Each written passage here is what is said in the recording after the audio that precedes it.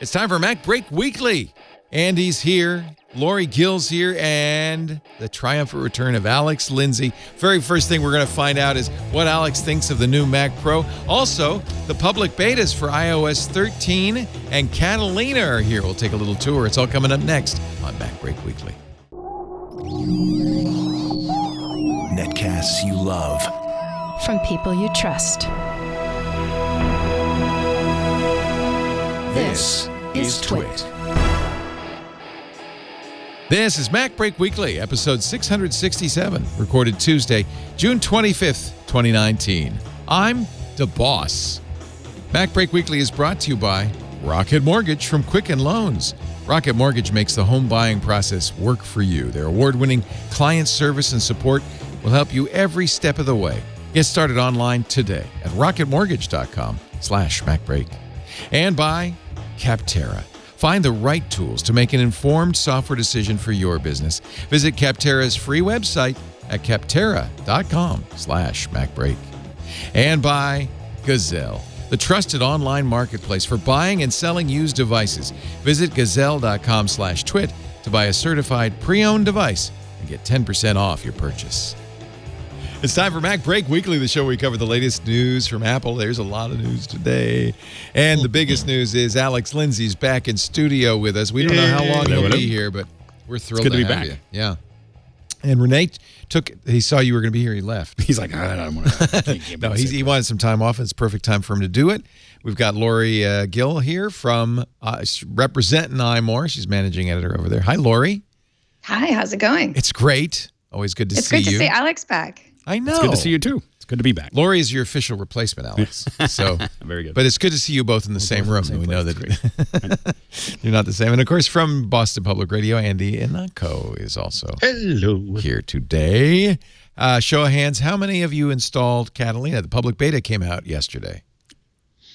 I had to choose between the iPad, the new version of iOS, or the new version of macOS, and I realized that I couldn't have both platforms failing at the same time. Good thinking. Good thinking. Also, I was more excited about iPadOS. So yeah. Well, and that's but the other one. You can't use SideCar without Catalina, so I don't know. I know. So I did my MacBook Air Catalina, and I left my iMac Pro Mojave just for that very reason. I don't want to be completely without.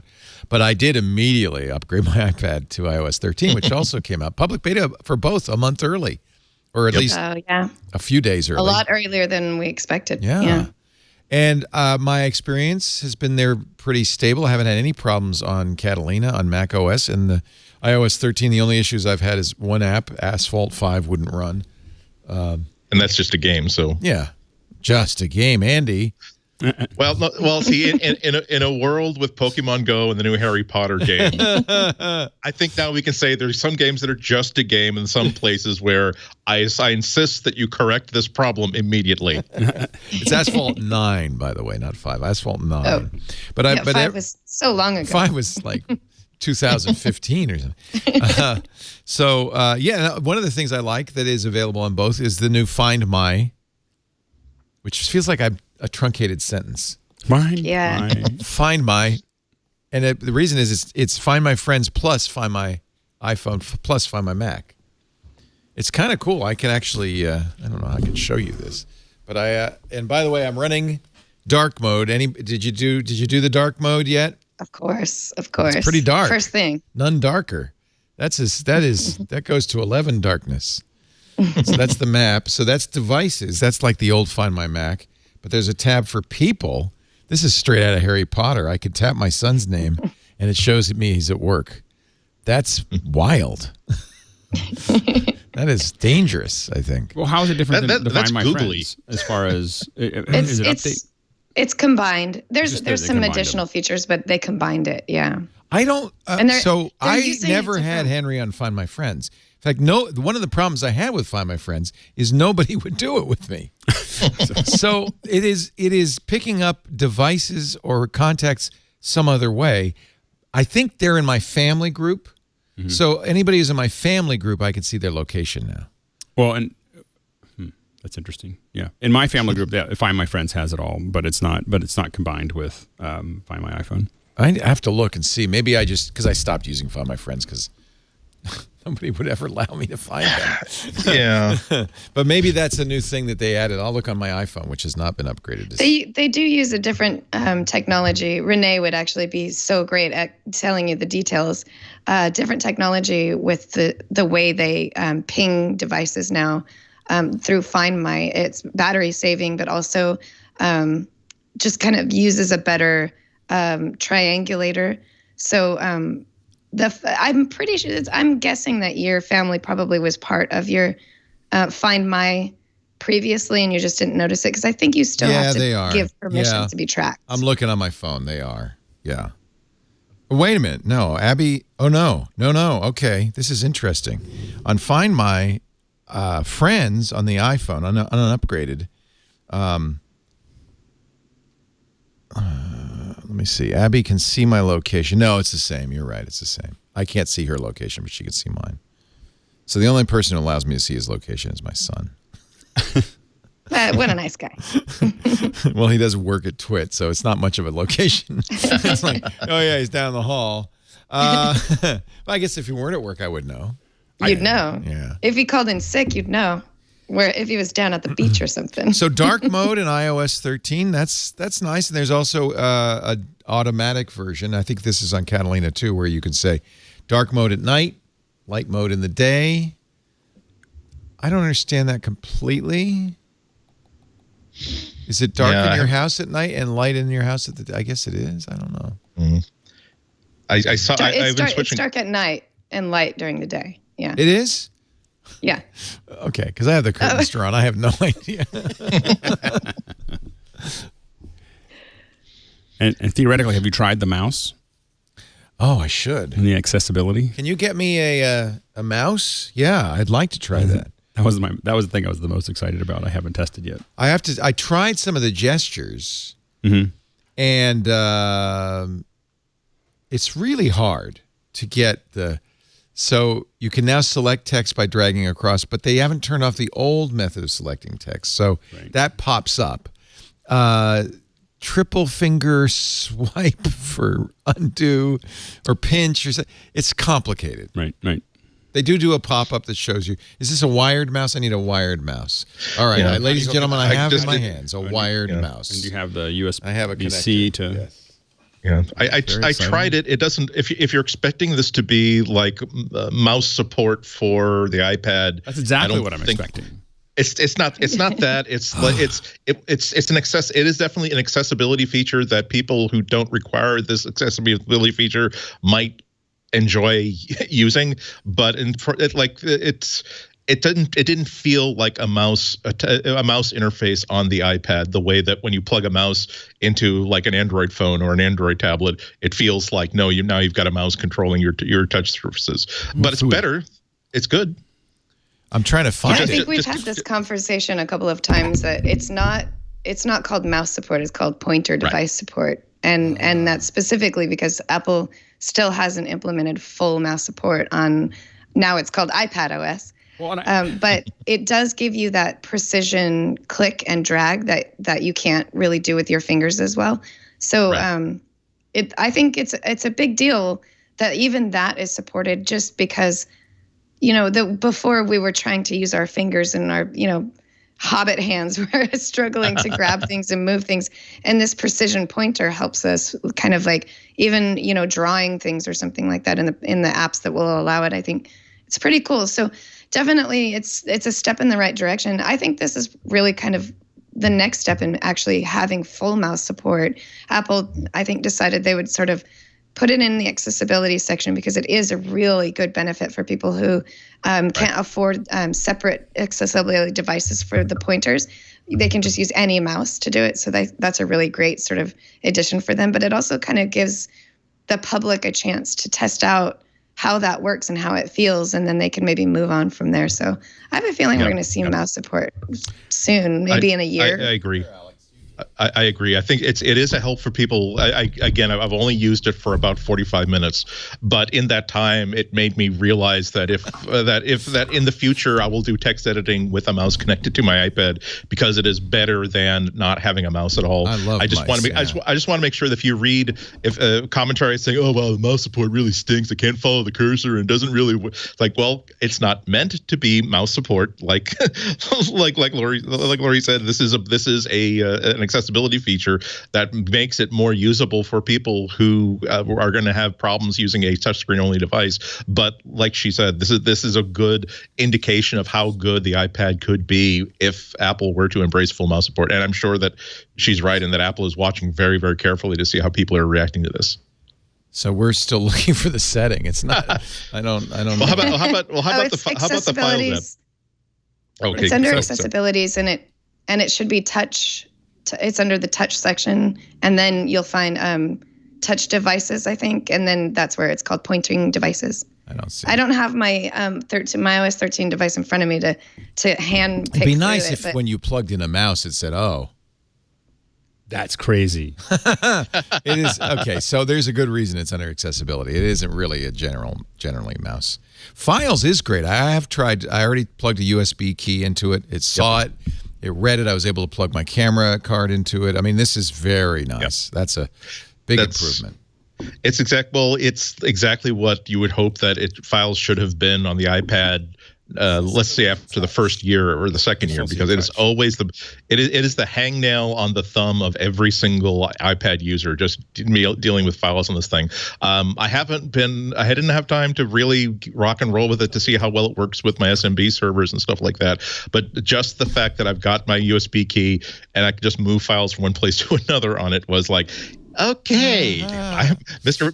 iPad Pro, my iPad Pro, I know that you've been spending a lot of time docked in that shelf. You're going to be going out of the house a lot more now, I think. We go to touch. We've been looking for it. Scooter X says, settings, accessibility, touch under the physical and motor section. Get a Macintosh. It's like you have a different... It's like your accessibility is just I'm pretty different. sure that's iOS 13. Because the biggest thing, and you see it immediately, is you can now swipe your notifications over onto the home screen. The home screen grid is smaller icons, lots more icons on there. And, in fact, let me show you this, because this is awesome. Actually, you know what we can do? John, why don't you get the Apple TV up on your switcher? Because I can cast this to the living room. So we could show you what it looks like. That'd probably be the best way of doing it. Yeah, we can't find this. But that is 13, right? Because it's dark. It's dark. Right. Accessibility. Oh, here it is. Physical motor touch. No, we had gone too deep. Assistive touch. Is that what it is? Mm-hmm. And then pointing devices. Pointing devices. USB optical mouse. So it's on there now. Customize additional buttons. So I could, left click is a single tap. Okay, so you actually have to manually custom. Right click could be, a double tap? Yeah, let's do that, all right. I have a scroll wheel, can it see that? Yeah, it does. I can make a click on the scroll wheel be pinch. That'll be useful. Anyway, so yeah, you can assign it commands, but I don't know. You don't see a mouse on the screen. It's not like you suddenly have a mouse cursor. Was it? We set the settings, but do we have to turn it on? I think I turned it on. Pointing devices, USB optical and mouse, connected. It sees it. I don't know. Anyway. Here, I'll go play with it some more. Yeah. Well, let me show this first. Did you get the Apple TV up? Because I just love this. No, I'm not seeing anything coming up. I'm just seeing a screensaver, so... let me go do screen mirroring and see what I can find. Oh, there we go. I see it. So this is the new home screen, which I really like. So you can see you get more, icons on there, but also now we get notifications. You can, in the notifications, you can pin 2 of them. So I'll show you when I edit. Keep on home screen, keep the today view on the home screen next to your apps, and then you can choose. I've got weather and calendar pinned. You can pin up to 2 of them. But if there's 2 you like, and those will always show up. And then if you swipe up, so there's my calendar and weather. If you swipe up, you'll get whatever else you've put into your. This is great. So there is no longer a swipe left. There's nothing over there anymore. The today panel is there always. Your battery, all of the stuff that you want to have there.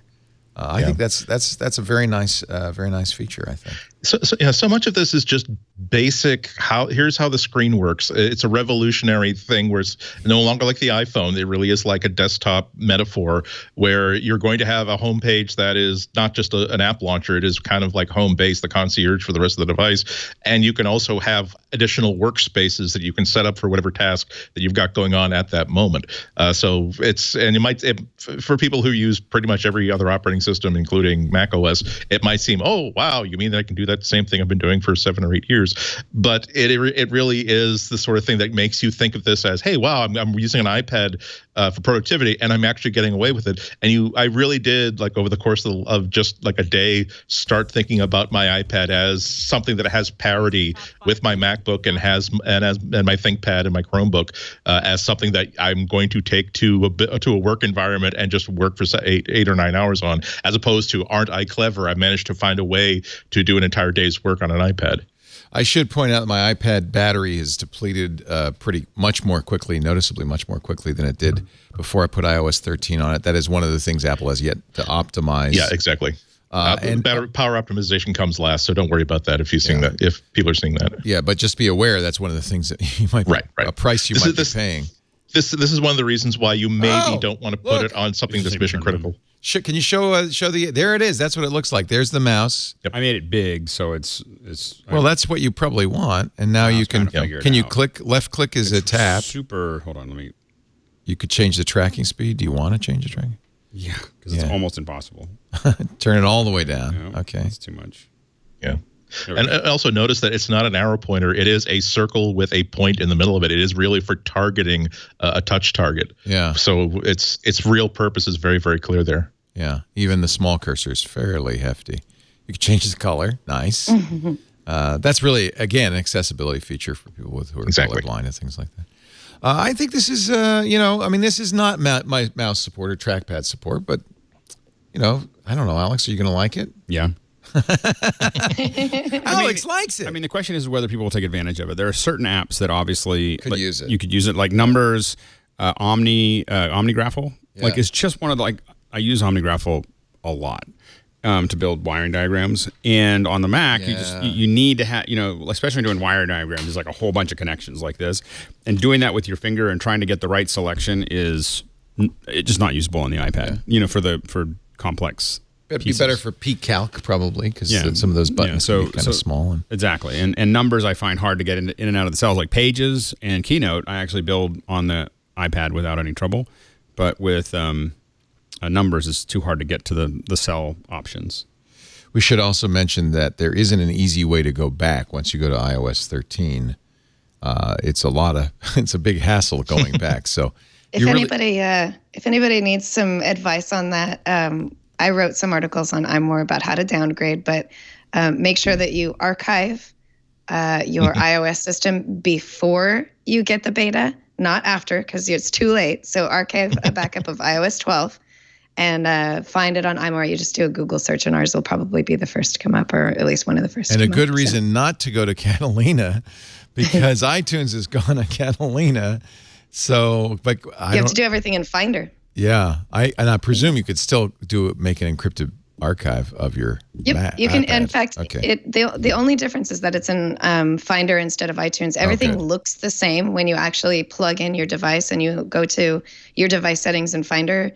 It looks exactly the same. Good. So, yeah, it's actually really easy and really intuitive. It's just in a different place now. I was a little overconfident, and I did not back up. So. Don't Good luck. Screw it up, Alex. I'm going to give this back to you. No. It's fine. I'll show you a couple other things. You can now run more than one window of the same application. That's fantastic. The multi-window section is mind-blowing. You can not just have two of the same at once, but you can have tabs of 3 different, 4 different, 10 different things popped up, and you can also have that with split screen with 2 of the same apps. It's incredible. I'm really into the multitasking section with a multi-tab Windows app. It's probably my favorite addition to iPad OS. Show my screen again, John, and I can show you. So I've got Safari open. One of the things you get is this new thing where you have not only a sidebar, but you can have multiple sidebars open, as you can see, and I can switch between those, just like that, which is that's between iTunes and my Photos album, and I can make one take over the whole screen. I think, as I remember, by dragging it up. That's one of the things I have a little trouble with getting. There we go. By dragging it up like that, you can. Oops! If I drag the dock up, I can then take Safari and make it a half of this page. Let's see if I can do this. I guess maybe it's just a question of getting used to it. I don't know. Yeah. No, definitely have a little. to. Oh, I just resprung it. So you can show that. that is the Finder or the launcher respringing. Springboard's respringing. So that happened a bunch of times. I now have both a mouse pointer and a finger pointer. So let me disconnect the mouse because that's making me nuts. Yeah, I think that with some practice, what is that? Is that? That's assistive touch. Oh, so that was what was connected to the. You just have to disable assistive touch to get rid of that little thing. I'll leave it there for a little bit. So now, if I wanted to put another Safari, I would just drag that here, and then it would be half of it. Or how do I get it? Yeah, there we go. So there's another. And then Safari. look at that great little thing. That's giving you the option to choose which Safari page did you want to make. Because I have 3. I love that. That's really sweet. Yeah. And I think I can do a third. As I remember, I can even have. You can do a tab. Tab. Yeah. Yeah. Oops, let's see if I can do that again. Just gonna take practice. Because we're not used to this so far, right? And unlike the last revision to how slide over and that stuff works, it really is worth the practice. Again, I really, like everybody else, I have not had more than a few hours worth of experience with this. I have less than others. But just messing around with it, it was so easy to figure out how this is no longer a productivity problem that it was just a year ago. The reason why I'm using a Chromebook for a lot of I just want something tablet-like while I'm out of the office for a few hours was just this ability that I just need to keep a Twitter client on the side of the screen. I don't even need like multiple overlapping windows, or I just need to have 2 web pages open at the same time that I can look at and reference from. And it's not only a solution to the problem, it's not just catching up, it really is an elegant solution for dealing with multiple apps at the same time in one window without making 1/3 of your brain power have to go to Windows management. I really love this. So you think it'll be as good as having a windowing operating system, that it's sufficient? Within the context of what you're using a tablet for, that there are still laptops out there, there's still alternatives out there. When I have an iPad as the device I'm taking out of the house, it's because I know I'm not going to need macOS. I'm not going to need a desktop operating system with all the things you can do with like window workflows. What I need is there's a task that I usually want to do one task at a time, but sometimes that task is enhanced by having another information from another app handy and visible without having to, because I don't have a mouse on this iPad. It was such a big deal to suddenly I can't overlap 2 windows and just click into another window when I want it. I will have to like tab between 2 different apps, and I can't really see both at the same time. But the ability to use a split screen in a really effective way and to be able to switch between what that second app is going to be really quickly and efficiently, and make it not look like, hey, here's a tricked out feature that we've added, but this is a natural way of how the iPad OS lets you interact with applications.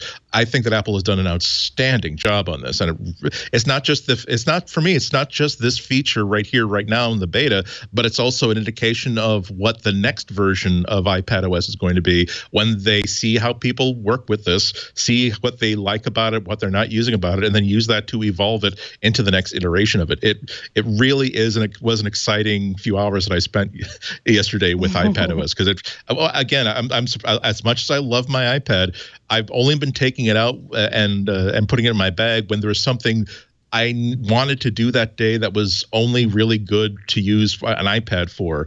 Whereas now it's got me excited about keeping that thing charged all the time and getting back into the groove of using it.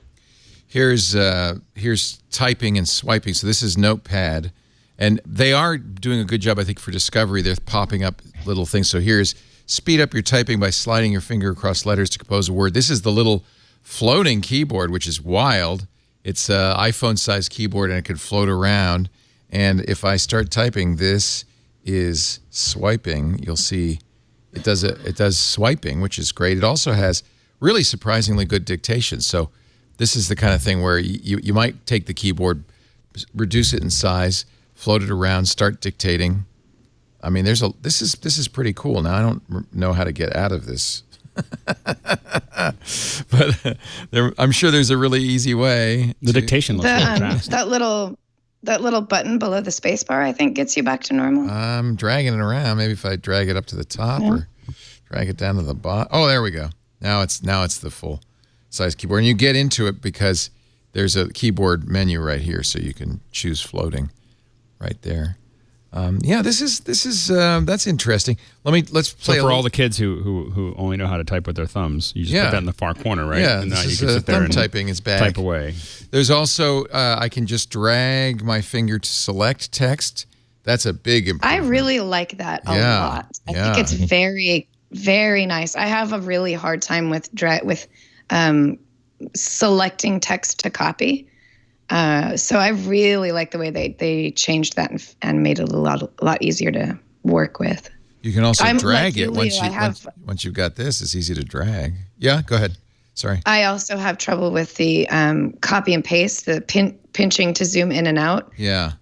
I don't know. I've just never been very good with any kind of 3-finger gesture. I think I could get used to it, but I see myself just kind of falling back on the way you can do it now, which is also still going to be in it. It's not mandatory that you have to use the 3-finger. I see myself just kind of going back with the way they had been doing it before instead of teaching myself the 3 fingers. It just never felt comfortable. So I did it, but I did it. It took me 4 times to do it. So I'm putting 3 fingers down, and now I pinch to cut. That's picking it up, in other words. Oh yeah. Okay, I picked it up. Now I'm going to select a different area, and I'm going to unpinch, and there it pasted, and it pasted with the formatting, which is cool. That's the Zach King pinch to. I pick it up and I throw it away. Pick it up. I wish it were that kind of felt that intuitive, but exactly. This is like a joke where you have to explain the joke. Right. That means that it was never really a joke to begin with. Right. It doesn't make me enamored to actually start to learn this stuff because it's. And fortunately, there's a very easy way to do it. You haven't lost. Mm-hmm. Exactly. It's there for people who want to learn it. People who don't want to learn it, it's not going to interfere. You're right. Right. That's also available on iOS 13. So your iPhone, you'll be able to do that on your iPhone too. And the selecting of text thing, very nice on a small screen. Oh, I bet. So that's an important point you just made, Lory, which is some of these features are iPad OS, like the multi-window features, and some of them are iOS 13, like the cutting, pasting, swiping, swooping.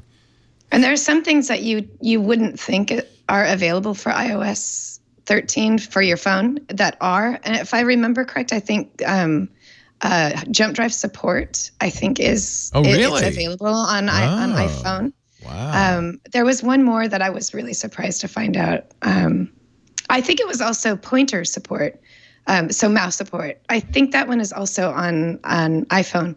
I could be wrong. Anybody out there who's listening and can correct me on that. But I remember being surprised by a couple of features that I thought were only going to be on iPad that ends up being supported on both, which is pretty cool. Nice. Any other features we should mention? I mean, there are a lot. Yeah. I think you should talk about SideCar because it's a really cool feature. Okay, I can't demo it because I don't have a Catalina Mac. So tell me how that works.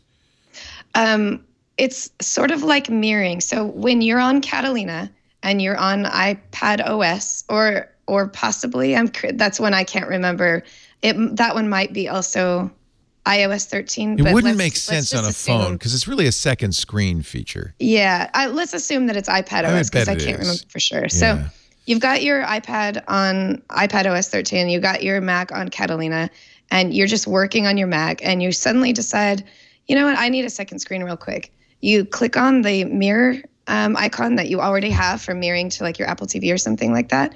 And instead of choosing Apple TV, you choose your iPad. Bam, you're using it as a second screen. You can choose to either mirror or use it as a second screen. And then you just can drag and drop just like you do on any monitor that has a second screen. Move your chats over to your iPad or, you know, whatever, like a movie that you're watching, anything you want, you can just drag it over to the second screen. And with pencil support, there's a lot of apps that will support actual drawing on the iPad, even though it's a Mac app, which is pretty fascinating. We got to see a demo of that at WBC. And I haven't actually tried it yet, but I know what it looks like, and it's pretty amazing. Yeah, that's a game changer for me. Particularly if they extend it, if they extend it to the phone as well, the ability to throw user interface elements onto the second device could be a game changer. It's everything that I would have wanted the OLED bar, the touch bar on the new MacBooks to be. It's like don't give me like little like tic tac like buttons. Allow me to have like a scroller controller. Allow me to have like a slider on an iPad or on a phone. That could absolutely transform the way I use my Mac. Well, and with a MacBook Air or a MacBook, having a second screen that's the same size as the laptop screen, it means you've got a pretty decent setup with just an iPad and a laptop. One that you could draw with. Yeah. As Lory was saying. It's just like, I think that's very intriguing. For photography, you know, my MacBook Air probably by itself wouldn't be worth carrying around, but I love the iPad for photography. Right. Maybe those two together would make a pretty good combination as I travel. And I've been going through a bunch of tutorials recently, and you just want another screen to watch the movies. You know, just and it's not quite like I'm taking these Xcode little online classes, and so the problem is that the screen is just, the video is just a little too big to have Xcode open and that at the same time. And you could have it without the sidecar, but it's nice to be able to cut and paste from the tutorial into your main computer. And there's things you want to click on and download. The problem is that there's a bunch of example files, and so when I get to that on the web page, I need to be able to click on it and have it download to the Mac, not to the iPad. And then I have to use AirPlay and hope that or AirDrop. I've been using Duet that way for some time, and I really like it. And I've had a lot of friends that have used Duet with Photoshop and a lot of other tools for years, and so I think this is going to be great. Not great for Duet, but great for everybody else. Still, Duet's the only way to do it on Windows, although I did actually destroy my Windows 10 machine when I said, I should, last week, I said, or maybe it was 2 weeks ago, I said, let me put this on Windows 10. And I had to rebuild the whole machine. I had to, not the hardware, but I just trashed Windows and I had to reinstall everything. So be careful with Duet on Windows. Not that you're bitter. Not that I'm bitter or anything. And then it's also, are we seeing? It's also, go ahead. It's also a really nice reward for being into the Apple ecosystem. The idea that you have these two devices made by the same company, the companies made the same same companies made the hardware, same companies made the operating system, and it seems like such a simple thing for Apple to say, well, since you've purchased this really, really great display panel and it just happens to be inside an iPad, we'll let you use it as a display on your Mac. That's why there's always this. That's why it's not so much lock-in on the Apple so much as it's a trade where they're saying I'm going to give up some ability to switch to another platform for messages, but if I have everything that has an Apple logo on it, they're going to find ways to let me use all of it in a really cool way. Well, I have the Luna dongle, which is a hardware dongle. I don't know if this will Sherlock the Luna dongle, because I use that so I put the Luna on my Mac in my office, and then I can use that Mac from my iPad anywhere in the building. I don't think SideCar will do that. No, it only goes 30 meters, I think it was. And it's really to second screen on the Mac, not so much the Mac screen on your iPad, which is what the Luna lets you do. But I could also see, really using this for professional artists, like for instance with the new you have MacPro and now. Well, you got the new Mac monitor that you're not, even if it was touchscreen, you wouldn't want to touch it. Right. And now you can pop it up, and that's your Cintiq your little Cintiq that you can draw on. Yeah. Actually, let's take a break. We could talk about Catalina if you want, more about iOS 13 if there's more to say. We certainly want to talk about Project Catalyst apps. I haven't been able to try any of those yet. I don't even know if they're out yet, but I'd like to talk a little about those iOS apps on the Mac. And then one thing I really wanted to talk to you when the Mac Pro came out, I wanted to get Alex Lindsay's take on that. Yay. So you know what? Let's take a break, and then I'm excited to hear we about got that an too. actual pro in house. What does he think about the new Mac Pro? It's great to have you. Not Alex won't be here every week, but whenever you can, it's always great to have you. And of course, now we have Lory Gill, so never come back, Alex, because They almost wouldn't let me on the show. we almost kicked Lory off the show because of you, Alex. No, I think it's great to have. That's have why Lory there. Renee, being a gentleman, he said, "Well, I won't be on." Well, this is up to you, Leo. Obviously, it's your call. But could we call Alex a panelist emeritus, just like when they kicked Jack Hanna out of the Columbus Zoo? Yeah. So he still has an official title. He still emeritus. comes back. Yeah, There you go. No, he's That's not perfect. really emeritus because he created the show in the first place, so he does have kind of a pride of ownership. But also, anytime you want to be on, Alex is always welcome. And I'm never getting rid of Lory, so that's the way it is. Period. The end of story. And Renee would be here. We were planning to do a 5-person panel, but Renee had some family obligations. It worked out perfectly. We're going to take a little break. Our show today brought to you by Rocket Mortgage. I love Rocket Mortgage. They're back. We kind of missed them for a few months. Rocket Mortgage is from the folks at Quicken Loans. It is simply put the best way to get a home loan. You know, it's bad enough you got to find the right house, but finding the right mortgage is almost sometimes adding insult to injury. This is the most expensive thing you'll ever buy, the biggest check you'll ever write. It's great to have a partner like Rocket Mortgage. They're doing more to help you understand the home buying process so you can get exactly what you need in a timely, easy way. It's not just a mortgage, it's your mortgage. Their team of mortgage experts are obsessed with finding a better way. Their number one goal is to make the home buying process smoother for you. Rocket Mortgage has award-winning client service and support every step of the way. You're never alone. That's how Rocket Mortgage is changing the game with their industry-leading online lending technology. They've already helped millions of homeowners achieve their dream of homeownership. J.D. Power ranked Quicken Loans highest in customer satisfaction for primary mortgage origination. It's now 9 years running. Number one in mortgage servicing 5 years in a row. You want more J.D. Power award information, visit jdpower.com. You can see those awards. And when you work with Rocket Mortgage, you're going to get more than just a loan. Rocket Mortgage is more than just a lender. Go to rocketmortgage.com/MacBreak. Take the first step toward the home of your dreams. A great place to get your home loan. Get started online today at rocketmortgage.com/MacBreak. Equal housing lender, licensed in all 50 states. NMLS consumeraccess.org number 3030. Rocket Mortgage from Quicken Loans. I love their slogan. It says it all. Push button, get mortgage with Rocket Mortgage. Well, we're all sitting here a couple of weeks ago watching the WWDC keynote, and I'm just thinking, man, Alex Lindsay must be so happy right now. And actually, I texted you, and you said, yeah, it really is going to depend on how much I can get on a second mortgage on my house. Because you knew even then, this is not going to be cheap. Well, and I think that one of the things that we have to really think about is what does pro mean? So when we say, and this is truly a pro piece of hardware. When we think about it as a personal item, like something I'm going to buy, it doesn't really add up a lot of the time. I mean, that's a big piece of hardware. But you have to remember, like when I was part of the time that I was at ILM, I was working on a Octane. SGI back in the day made these desktop computers called Octanes, and they were about $60,000 each. Wow. And so now while most of my time was spent on a Mac, I did have a period of time, and it was a very powerful computer. Because it was tuned, it was designed to do that thing that you were doing. It was designed to do high-end graphics. It was really built for that. And I think that this is squarely focused on one group of people. There's been a lot of attention to price, especially the monitor price and monitor stand price. I agree with you. It's prices. You've always said this. For a reference monitor, that is cheap. Yeah. So like for the quality of if it does what they showed on stage, it is like half the cost of what we've spent on those kinds of monitors. But even if it weren't, pros are spending.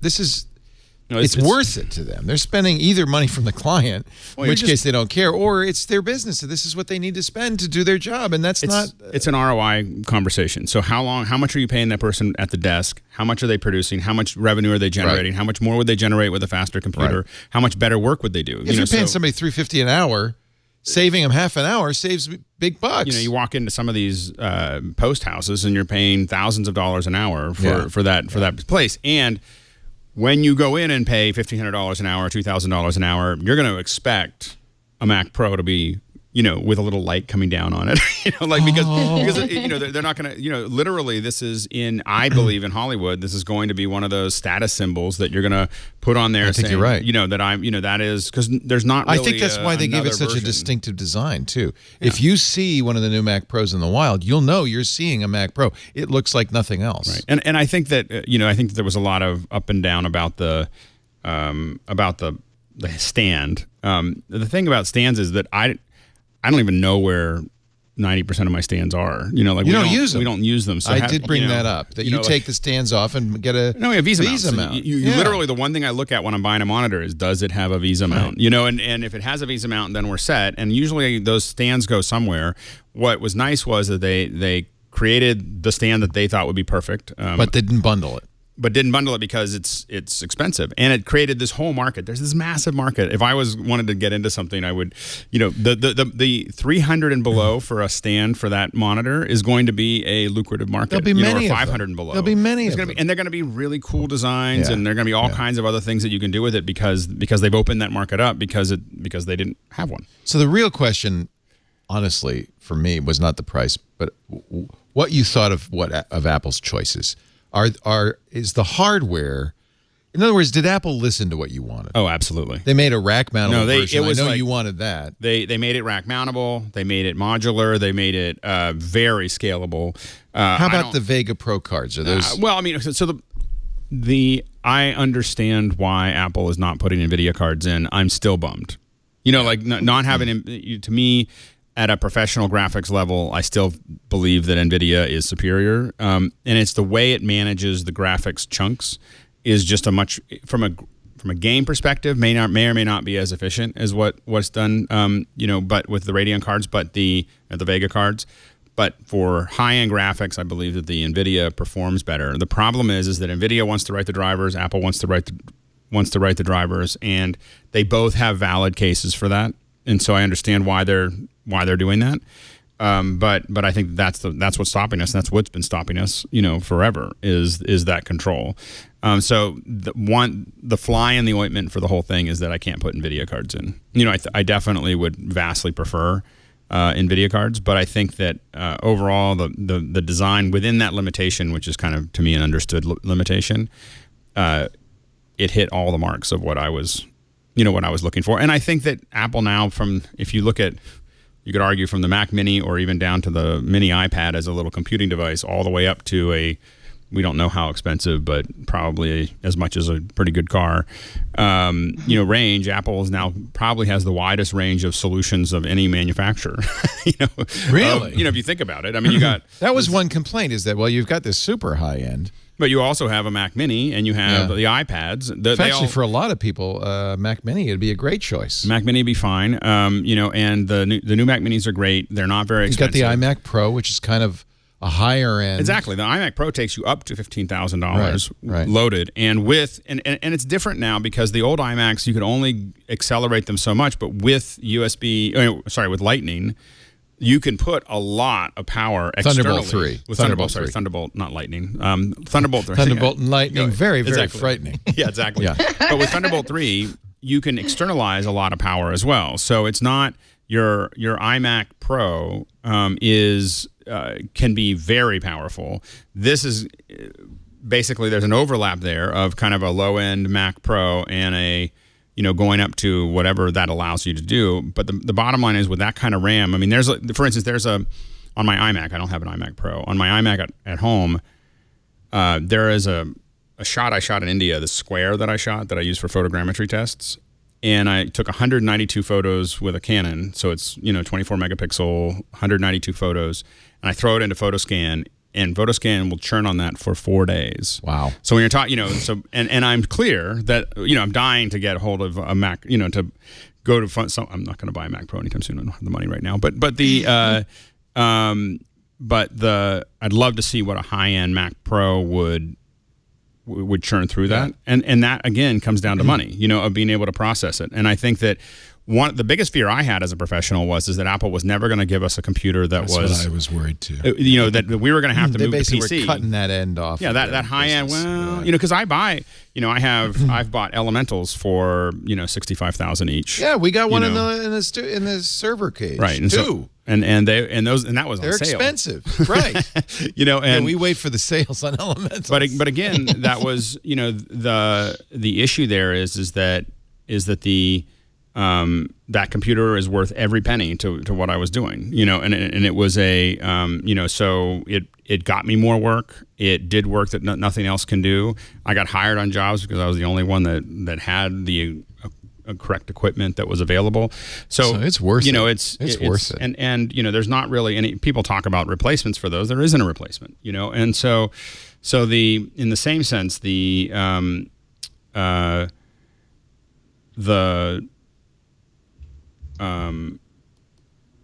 those are Elemental servers, yeah. And so the big thing is that for a Mac user, you wanted to know that you could go all the way up. You could go all the way up to the top of the, like no matter how big it gets, no matter how difficult it gets, I want to know that I can get all the way to that level. And so now we know that if we want to edit 8K, which seems big, but it's going to be a big deal next year. Like there's a whole lot of people that have to edit 8K in Japan next year because they're already broadcasting in 8K. They're already going to do the Olympics in 8K, and there's really not a lot of machines out there that are built for that solution. So, and again, I think that when we talk about professional, we're really talking about high-end computer graphics and video professionals. That's what this is built for. That it's not. I don't think it's built for anything else. I think it's built for that market. If you're doing high-end 3D, if you're doing or high-end like 4K and above video, I think that this is the computer that you want to have. And I think that Apple will probably in the first year sell as many as they make. As many as they can make. They may not be able to make no, many. I don't. But I also think the modular nature of this product probably makes it easier to make in mass. I think one of the reasons it's hard to pump out iPhones and iPads and the MacBook Pros sometimes is that the tolerances are so incredibly tight for these tiny little devices that the return policy is very.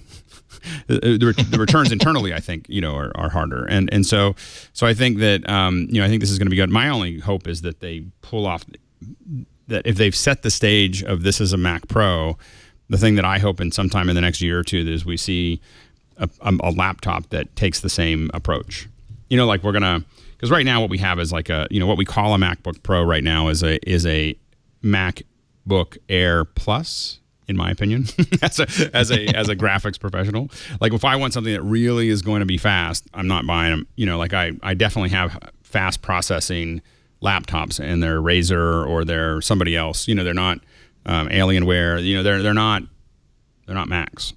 For that super high powered process. And so I'm hoping that Apple will take this as the what if we had a beefy, heavy, lots of battery, lots of power, lots of graphics laptop that professionals could go wouldn't with. hold my breath. No, I can dream. I dreamed about this thing for years. Got this. I've dreamed about this for years, and it happened. So it was like so and it and I think that it is it's just it's the best. I mean, I definitely think it's the best desktop made. I don't. There's I would agree with you. I don't think there's anything that competes with this. And I think that that's where Apple should be focusing its efforts on the best of whatever area it's going to go into. Not a. There's no reason for them to go into pretty good. I also think this was Apple a little bit flexing its design and engineering muscles and saying, look, if we didn't put any constraints on our engineering team and our designs team. Yeah. If we just said cost is no object, we want to be modular. And what would you powerful. do? And and here's the requirements. We've got all these. I mean, they hired professional videographers, artists, photographers to work at Apple to advise them on this. So I'm sure this team was saying, well, I mean, it would be nice if you did this, it'd be nice if you did that. And they said, okay, we'll give you everything you ask for. And that's sure what this looks like, except for maybe NVIDIA. This is a very impressive piece of hardware. And I think a lot of the people who are butthurt because there isn't a less expensive version of this. There is a less expensive version. It's called an iMac Pro. Yeah, but I mean, there's a lot of enthusiasts like me. I would love to have this, but it's out of my reach completely. I would love to have a Ferrari too. But, same thing. Same thing. Instead, I have a used. And Ferrari doesn't make an inexpensive Ferrari. No, they don't make an inexpensive. Well, and Apple does. That's the funny thing is Apple Apple makes an inexpensive computer. They make really inexpensive computers, and they happen to make a really high end one. So this is more of a kind of almost a Chevrolet. I don't think the Chevrolet is a good example, but it's having there's a wide range of Macs that you can get, and they all run the same operating system, and no matter how big you get, there's one that will take all the money out of your wallet. and the display, did that check all the boxes for you? Oh yeah. I mean that display. I mean it is. The display is amazing, and definitely for the price. I know that sounds like an expensive display, but for what it's competing with, it is inexpensive. To get a display, HDR display that has, I think the XDR was a little much, but is that 1600 nits is very bright.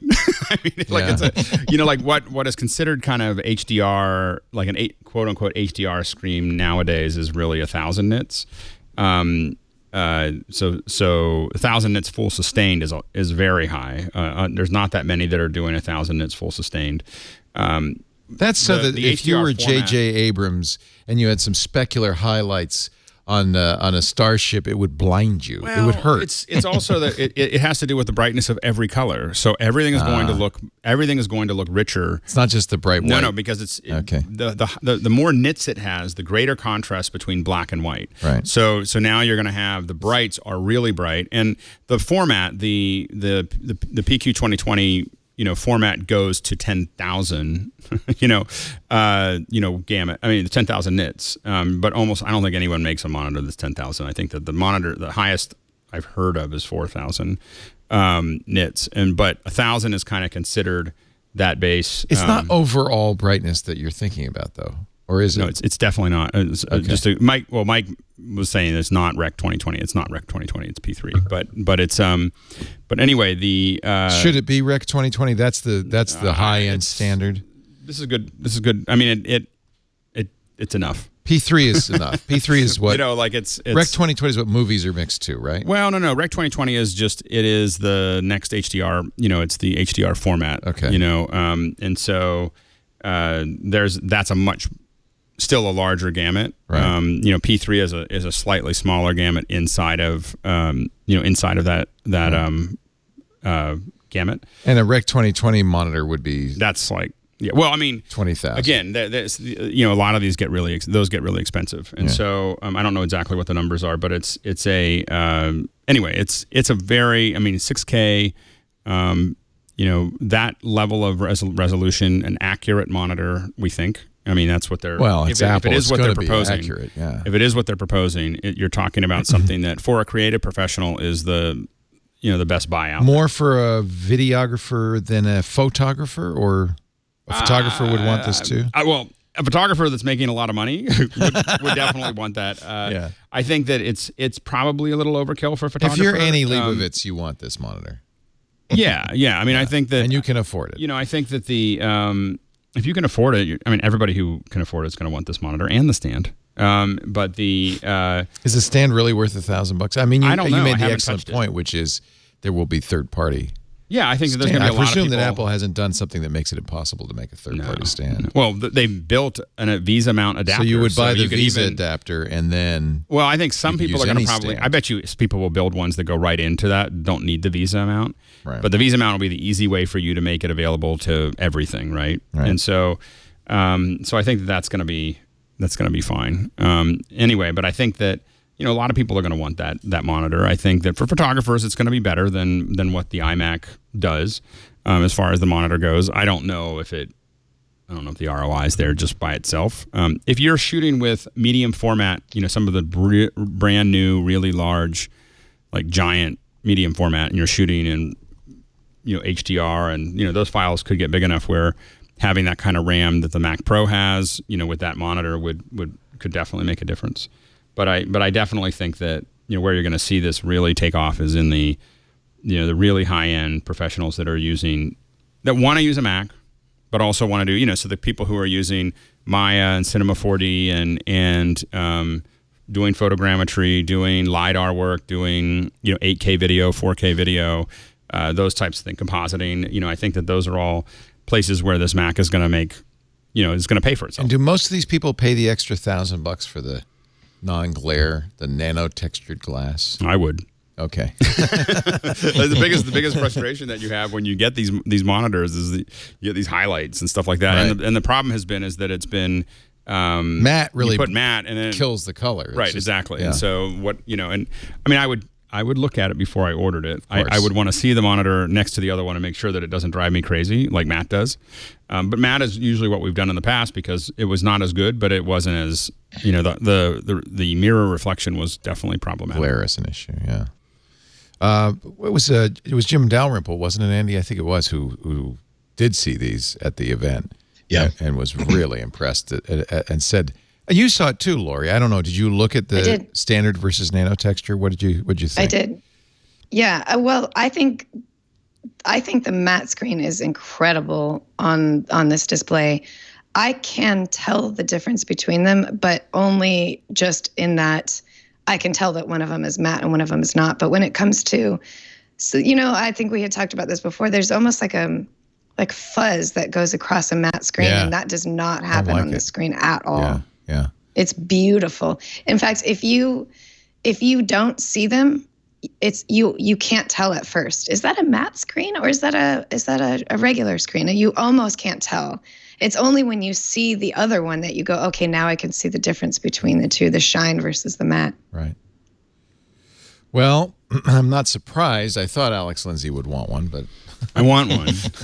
I just wanted to make sure. And I admit that I'll probably wait until after the first version's out for a little while. Yeah. With any company, not just Apple, when they have a brand new piece of hardware that is a jump in form factor or a serious change, it almost always makes sense to just let it sit there for a little while. I got the trash can Mac right away, and it was I had to send it back. It was terrible. I did the same thing, and they never quite. It never quite worked right. There was two that worked great, and that was the first one I bought was like never really. I sent the first one back. And you sent it back, they fixed it. Would crash, and they fixed it, and then it never was perfect. Exactly, and so I think I paid the price for that. The two that I bought a year after were fine. Yeah. The one I bought right when it came out was not fine. Good advice. Have anybody on the panel know this? Said where they're going to make this? Are they going to make it in Texas or? They haven't I still don't know. Yeah. That's kind of interesting. Apple is making noises. Foxconn's making noises about moving its production out of China because of the tariffs situation. It would make sense to move it out of China either way. I mean, not move it all out of China, but it would make sense to diversify there's a whole bunch of... There's plenty of places you can make these. There's a whole bunch of dangers to your entire business. Yeah. That when you have everything made in one city, there was a lot of us. Do you remember SR tapes? SR HD Cam SR, which was the 444 uncompressed on those big cameras that I used to have.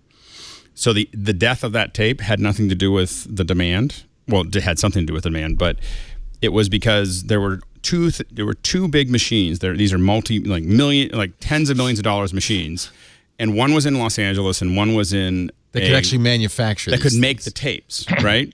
And so there's two of them, and they're kept, one in LA and one in Japan. So they once a year to calibrate them, they'd take the LA one and they'd send it to Japan. And so for about a week or two, the two of them would sit next to each other while they calibrated them together, and then it would go back to LA.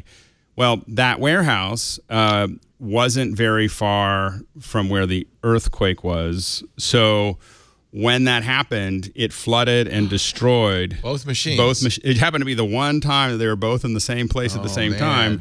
So suddenly, out of nowhere, there was no capability of making these tapes.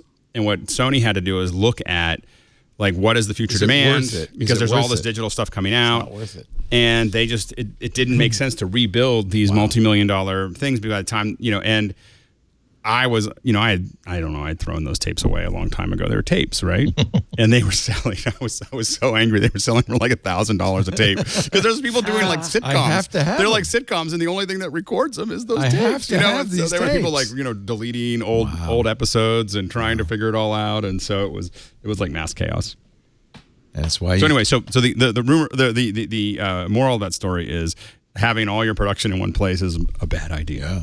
And Apple can make some in India, but Yeah. Also, this situation with trade wars in China, and also the increasing control of the government over what businesses can and can't operate and how they can do their operations.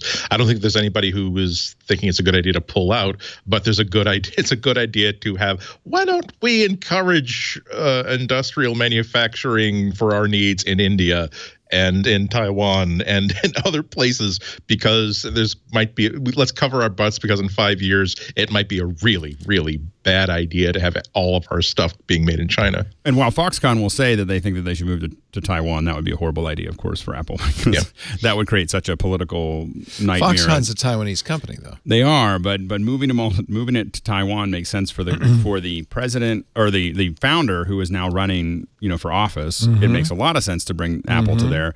But the financial, obviously, as Andy just pointed out, China could very quickly tighten the screws on Apple if they suddenly saw a bunch of stuff going to Taiwan.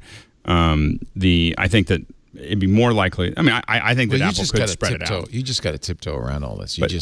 And you know what? Tim Cook's he's probably the right man for the job. According to a story in Nikkei Asia Review, Apple is thinking about shifting from 50 to 30% of its production capacity to somewhere else in Southeast Asia. I think that's very prudent. Yeah. They have chips are made in Taiwan by TSMC. The Samsung makes a lot of the memory in South Korea. So they're spread out pretty well already, but assembly happens in Shenzhen, China for most iPhones. And And I think they've experimented already. Well, they've done some in India, they've done some in Brazil, so it's not like they haven't figured it out. Yeah, Foxconn has facilities in both countries. All right, let's take a little break. More to come in just a bit. Andy Ihnatko is here from WGBH Boston. Actually, there's a question in the chat room about what ship is behind you. And you don't have to look right now, but, well, you can if you want. I will prepare that information. When we return, we will find out what sailing vessel is a model in a case behind Andy. Everyone's got to guess in the forum. You got to in the IRC now. You have to guess what it is. Yeah, everybody guess what that ship is, and we'll tell you. It's the schooner Bodie McBoatboat. Also with us, of course, the wonderful Lory Gill, managing editor at iMore. She's in the kitchen with Lory. I have a cute dog up there. Oh yeah, look at that ceramic terrier or something. Yeah. And nothing cool like a boat in a bottle, though. And Alex Lindsay making a triumphant return to the program, at least a temporary visit. It's always great to have you. Our show today brought to you by Capterra. Capterra is the leading free online resource to help you find the best software for your business. Business software is one of those things that keeps, let's just put it this way, keeps Internet Explorer 8 and Microsoft Windows XP alive. So many people, you wonder, you ask, we do all the time, why are people still running XP? Because the software that Joey wrote, the niece of the controller 15 years ago, wrote the program that we use. It's the only way we know to keep track of our inventory, and it requires Internet Explorer 8. Because of that, yeah. Well, let's look, because there's lots better software out there, modern software that works better and is right for your business. And the best way to find it, don't Google it. Capterra. Capterra is free. It's a directory of all the best business software, thousands of products, 700 categories. The big names, CMS, email marketing, IT service, SEO, workflow management, CRM, but also direct line of business programs like yoga studio management or dog grooming software. There it is, yoga studio software. And there's quite a bit of it, as a matter of fact. But Then it goes the next step because it's got filters so you can narrow it down to how it works, whether there's a free trial, how many seats it supports, is it on site, is it in the cloud. Narrow it down, pick the apps you want. You could put them side by side in a comparison chart. But the best part of all, look at Zen Planner for yoga studios. Of course, easy facility here. Momo Yoga. See, I'd be tempted to use that, but before I do, I'm going to read. Look, there's 19 reviews of Momo Yoga by people actually reviewing it. Capterra is approaching now 1 million real reviews from real users that's going to give you the best way to know if this software is right for you. And there's 1,000 new reviews every single day. It is the best place to find the software you need. Capterra believes software makes the world a better place because software can help every business become a more efficient, effective version of itself. If you're looking for better software, first stop, last stop, the number one place, capterra.com/MacBreak. CAPTERRA, capterra.com/MacBreak. Finding software is complicated, but you can simplify it with Capterra. And it's free. There's Zookeeper software. Okay. Everything you need. Capterra is software selection simplified. Capterra.com/MacBreak. Thank you for using that URL. That lets them know you saw it on the show. And thank you, Capterra, for your support of MacBreak Weekly. Andy, what is that boat behind you? It is unlabeled, although it is a magnificent boat model. There is an even better boat model right next to it, however, that I can look at point that. to. Well, what are you in the schooner room? No, this is the library that I choose to podcast from. My internet is back up and running. It's fine. It's just that I kind of like doing it from the it's the library overlooks like a man-made little bay where they used to manufacture boats, and they would float them out into the harbor after they were regular. So this boat over there is the bark John Carver out of Searsport, Maine, presented to the library by a Mr. Roberts Parsons, and it is quite. And see, I thought that the one behind me was the USS Constitution, but that's not it. It looks like it's from the USS Constitution product line. It's like the USS Constitution Mini. The mini Constitution. Yeah, the one that they made instead of what the consumers actually asked for. But I'm actually now curious, and I will get that information for next week's show. Oh, that's okay. I thought I asked. No. Now, again, there's so many pretty things and artifacts in this conference room that I kind of like. It's now really want great. To know. I think I swear, I think I'm 6 shows away from like offering the library corporate sponsorship. I know. We'll be glad to plug them. Anything they want.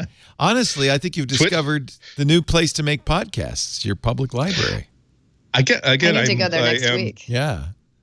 I'm actually thinking about saying, well, what if I've got a whole bunch of podcasting gear that, like, after I upgrade, what if I like just basically put it in a box and wrote like an instruction guide, and with it, after assuring the library that I get first dibs on the room at all times, of course. Don't create competition. Anybody who wants to do a podcast, here's the microphones, here's a stand, here's some lighting stuff. You could do it. And here's a room. Yeah. Are you going out to New England, Lory? Sure. Oh, okay. I got the impression you were gonna be visiting. Okay, good.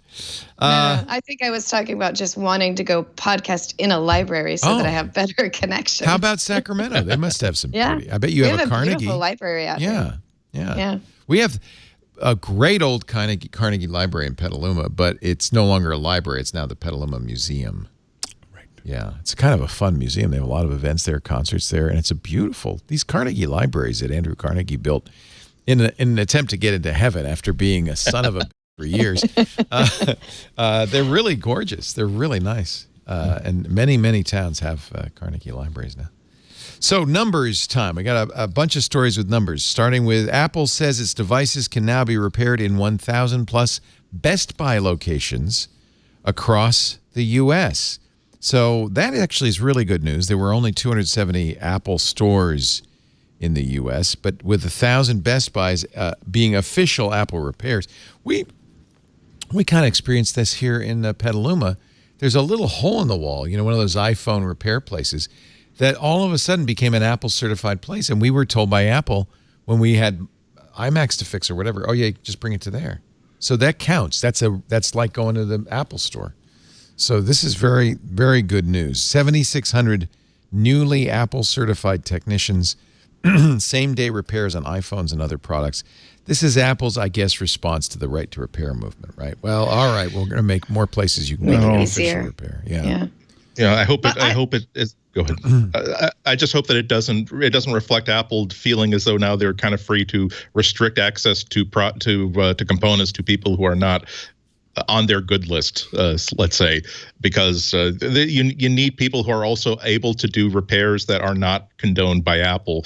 And we're not talking about doing something, putting a phase converter inside the CPU. We're talking about, oh gosh, I'm sorry, this motherboard is this logic board is way too water damaged for this, or I know, but perhaps this person who is willing to take a heat gun and try to reflow solder on something or do a cleaning job and get it back working again for $50. Maybe this person should be allowed to try that if someone doesn't necessarily have $600 for a new logic board. Yeah, I agree 100%. Just don't put it in the toaster oven. Yeah.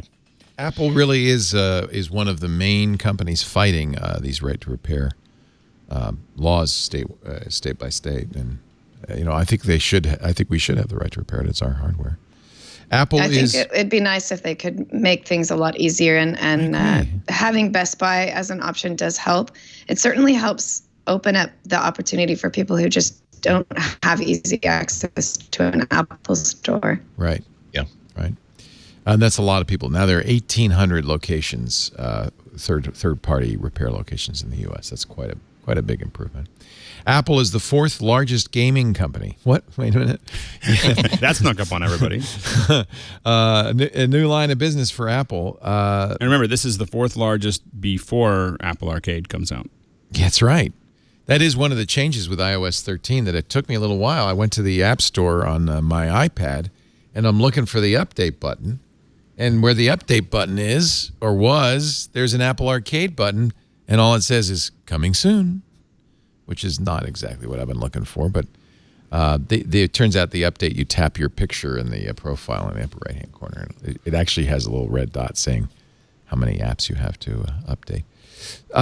The rise of mobile gaming and the operation of the App Store helped the iPhone maker beat other gaming industry mainstays, including EA and Nintendo. What? The top 35 public game companies generated, get this, $114 billion in revenue last year amongst them.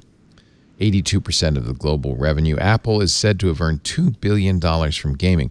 It's not that they make games. That's not what makes them a gaming company. It's just the fact that games sold in the App Store make them a lot of money. $2.09 billion.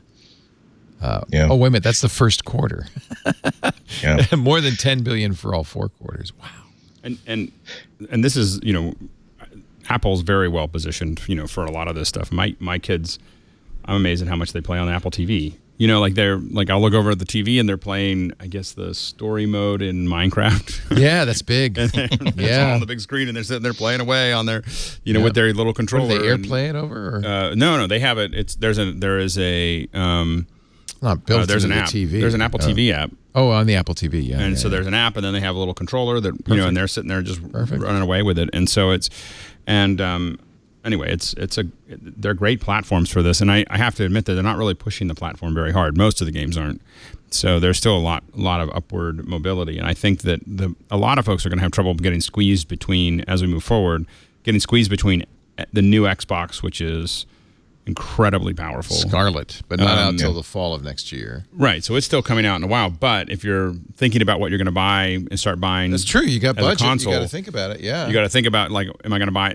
So I think that consoles are going to have trouble with that, and on the other side, you have mobile kind of really continuing to pick up speed. Especially when you think about the curation that comes from something like Apple Arcade, it really will cater to a niche group of people who want a particular type of sort of indie mobile gaming experience. If Apple does it right, this could really be a big deal for people who like the sort of atmospheric games with lots of beautiful imagery that have puzzle games or have deep stories or something like that. You're never going to get those sort of AAA games on mobile devices even using with your Apple TV or your Mac. But you can get some really fancy indie games that are really explorative and fun to play. So I think this could be a big deal for Apple to grow in the industry by using this Apple Arcade in the future. I agree. We, on iOS earlier today, Micah Sargent filled in for Megan Maroney, and we were doing the Apple Design Award winners for 2019. And there's a game on there that I just think is gorgeous called ELOH, E-L-O-H. It's beautiful. It sounds great.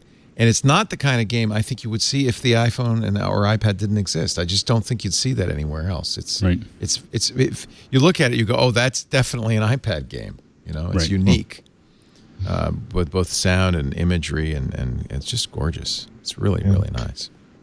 One thing that the cynical part of me has to mention in this is that now that when we see exactly how much money Apple makes off of gaming, that's a really great success story, particularly given how they're not known for. They're known for being, you want a gaming platform, then you don't want something made by Apple. Their Mac games kind of stink, but it's something that we should probably keep an eye on as we figure out that the gaming companies don't just simply sell a game and then take the money and pocket it and then hope you'll buy the next game. The game that they sell you or they give you is a platform for introducing you to a brand new store of content and trying to get you to buy more content as you go and as you go and as you go. So it's one of those things that I sort of want to keep an eye on of Apple is really, really upset with Google and Facebook for taking your personal information and making money off of it for very, very good and logical reasons. But let's also mention that they don't make money off of that. Let's make sure that Apple is also going to protect its users against vulture-like game producers that are trying to increase game revenue. Let's see if they're willing to lose a lot of their own Apple's own incoming revenue from these games if it means that they're doing right by their people. Well, it'll be interesting to see, how the price. It's really it's distracting. I'm sorry. I'm playing this game. It sounds like what do they call those thumb pianos? Like those African thumb pianos, doesn't it? It sounds a little like an mbira. Mbira, that's it. Yeah, it's like you're making a little mbira. You have to get these balls come out of here, and you gotta get them to go where you want them. Oh, I have seen the greatest minds of my life destroyed by my generation. No, this is a good game. No, it's a good game. Holy cow! I got a crazy. There we go. It's funny. Isn't that fun? It's like little monkey heads. Alex, you might have to do the next ad read. Just be standing by. What? Yeah, what? Exactly. Hello. Anyway, that's ELO. But it'll be interesting to see like how the pricing model works once you have a subscription model. Like, is it going to be kind of all you can eat, and you're just back to playing games? When does Arcade of come having out? Arcade Plus. All that upgrade. When does that come out? I think they said sometime this fall. Is that going to be? It must be an iOS 13 thing. I guess that's why it's in the App Store. Most likely. Yeah. I have a feeling we're going to see them drop at the same time. I can't imagine, especially when you see the beta and it says coming soon. I have a feeling that as soon as it's available to the public, that's when we'll see it. They've got to. I mean, obviously they've got to have developers write the games, and this would, like that ELO game would be a perfect arcade, because I don't know. Yeah. They charge a few bucks, but it'd be nice if they could. They'd probably make as much, but it would give you a chance to play it. And a subscription model also just what Netflix is starting to prove is that a subscription model also changes your expectations of the actual content. So there's a lot of things that you're happy to play as a subscription that you wouldn't necessarily be happy to pay for. Right. So if it's just part of so now you have a bunch of games that you can kind of lightly be interested in, as opposed to games that you really feel like you have to get your money's worth. And that's what they found with that new Adam Sandler movie, for instance, with Netflix. Was why did that get so many people watching that? They said that that a lot of it lines up with the fact that it's casual. Like, it's just something like it was a casual Saturday movie. Night or Friday night. It was a totally casual movie. My wife keeps on saying, "Hey, why don't we watch the Adam Sandler movie?" And I'm kind of like, murder mystery. What's so like, funny? I came home. Lisa's very careful about not watching stuff I might want to watch, so she watched it because I wasn't home, and it was as dopey as it looks. My Carlita wanted to watch it. I was like, "How about we try Fauda?" And she was like, "What's Fauda?" And that sounds painful. By the way, it's great. Okay. If you like Homeland. I love Homeland. Okay, so Fauda Okay. is Homeland. I can't say Murder Mystery is great, in, but it is Israel. apparently the most successful movie ever made for Netflix. Well, again, they and the thing is they have an enormous amount of data. So Netflix has more data about how we watch films than anyone else in the world, and so what they figured out is how to build casual films. That I don't think a lot of people would have gone out to the movies to see this. Probably almost nobody. Yeah. So it'd be like opening weekend of $4.2 million. And but as a casual, they know that Jennifer Aniston and Adam Sandler are popular in their group, and they know that this kind of movie is popular in the group, and combining those together, just becomes just adding good pieces of recipe. Yeah. Also, the people who were of the absolute age demographic to make Adam Sandler a huge star and a huge star for the movies that he made in the 90s, and to make Friends a huge hit, are now 20 years older. Yeah. And they're in their 40s and they're staying home. And so when you see someone that says, "Oh wow, that Randy Adam Sandler feller has a movie here," and this is exactly the sort of line that an older sister would use to put a younger brother in his place. I know from whence I speak, saying, "Oh, congratulations, Adam! I heard about how successful the movie is. You're a very big deal, so long as people don't have to pay money to see the movie or even leave the house or the sofa, and the service tells them specifically that you have a movie out." That's cool. Wow. I'm impressed. 13 million people watched it in 1 week. Yeah. And this just will tell you everything. Adam Sandler plays a cop. His wife of 15 years, Jennifer Aniston, plays a hairdresser. The pair turned out to be evenly matched because although he's a cop, he's not a very good one. And although she's a hairdresser, she's read a lot of mystery novels. This is a review from the National Review. I'm really confused. He's not in his street clothes. I thought that he's not willing to sign a contract unless he's allowed to just either do it while he's on vacation or not change out of his cargo shorts, t-shirt, and baseball cap. Okay, they shot it in Lake Como, Italy. I think he was on vacation. But it's good to know he still has his professional priorities straight. He's got his priorities. We were talking numbers, more numbers. Apple has held on to 40%, 47% market share, even though the premium smartphone market is hurting. Apple's global percentage of it is almost exactly half. Not bad, Apple. Not bad. That's during the March quarter. Falling iPhone shipments did bring down the segment's overall performance. Samsung's more prominent, but nevertheless, iPhone still a significant amount of market share. That number 3 company there, that's called Huawei, and I expect that wedge to shrink quite a bit. Google and OnePlus 2%. So not bad. 47% for Apple. That's not a. Is that of revenue? Let me see if I can figure that out. Or of units. Revenue, I bet, huh? For some reason, I thought it was units. Gotta be revenue. Well, I don't know. No, because in premium, I they're can't all imagine pretty them. expensive. Oh, okay. But I think the problem them moving more units than Samsung. Yeah, it's shipments. I think that the problem for the premium market in general is that when you start spending that much money on a phone, you stop buying one every year. It is just like a. I don't want to I'll buy pay a new more, but I'm phone. like, I don't want to buy a new phone. Exactly. I know, but if they put the right, better features in, then I have to. I have to. I have no choice. They make me do it. Exactly. I don't Make me a cheese grater phone. That's called a red. Yeah, he has the cheese grater phone. You don't want it. You still have it? Still rocking the red? Yeah, I'm supposed to send one of them to Andy, and I keep on. Here's the thing that's stopping me is I can't figure out how to make sure that I actually took the photos. I'll just send it to you because there's no secret photos on it. It's just that I was trying to make sure I backed them up, but I don't. The format is weird. So I'm nothing but discreet. That was the first time I actually held one for when Alex was in town. We went out to dinner and hung out for a while. First time I'd really had more than 5 minutes to hold on to one of these things. That is a really that super industrial NFG style of aesthetic. I like that. Yeah. It's just compelling. It's like those police flashlights you can use either as a flashlight. Or you really could. Kosh. It's got finger, like you can really get a good grip on it. You could really hurt somebody with it. I was thinking of remember those old 1940s, 1950s movies where the phones were made out of Bakelite and someone would be beaten to death with the handset of a phone. Yeah, exactly. That's what it reminded me with. Not that I will do that with this phone. Apple Card. We don't know exactly when it's coming out, but we all want one. Do we? Do we really? Man. I don't want one. Really? It's getting closer. The retail workers at Apple now are getting them.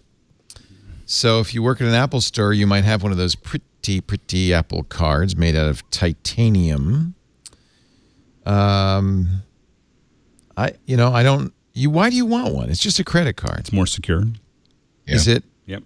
Okay. Yeah, because you're really not giving a usable number to anybody. It's not more secure than Apple Pay on your watch. No, but I'm saying if someone requires a credit card, if they need a card, right. Which is, I mean, I don't use a credit card very often anymore, but when I do, I'd like to have one. I mean, that's what this is really for. There's no number on the card, so somebody, if you pay for a restaurant meal, the Waitron can't somehow steal your card, right? I mean, that's, and even if they got when they put it in and it gets the number, that number doesn't get your number. It's not eight. Well, there is no real number. So actually, for you're right. At places I go where I need to use a physical card and it's going out of my possession, you're right. That'd probably be a good thing to have.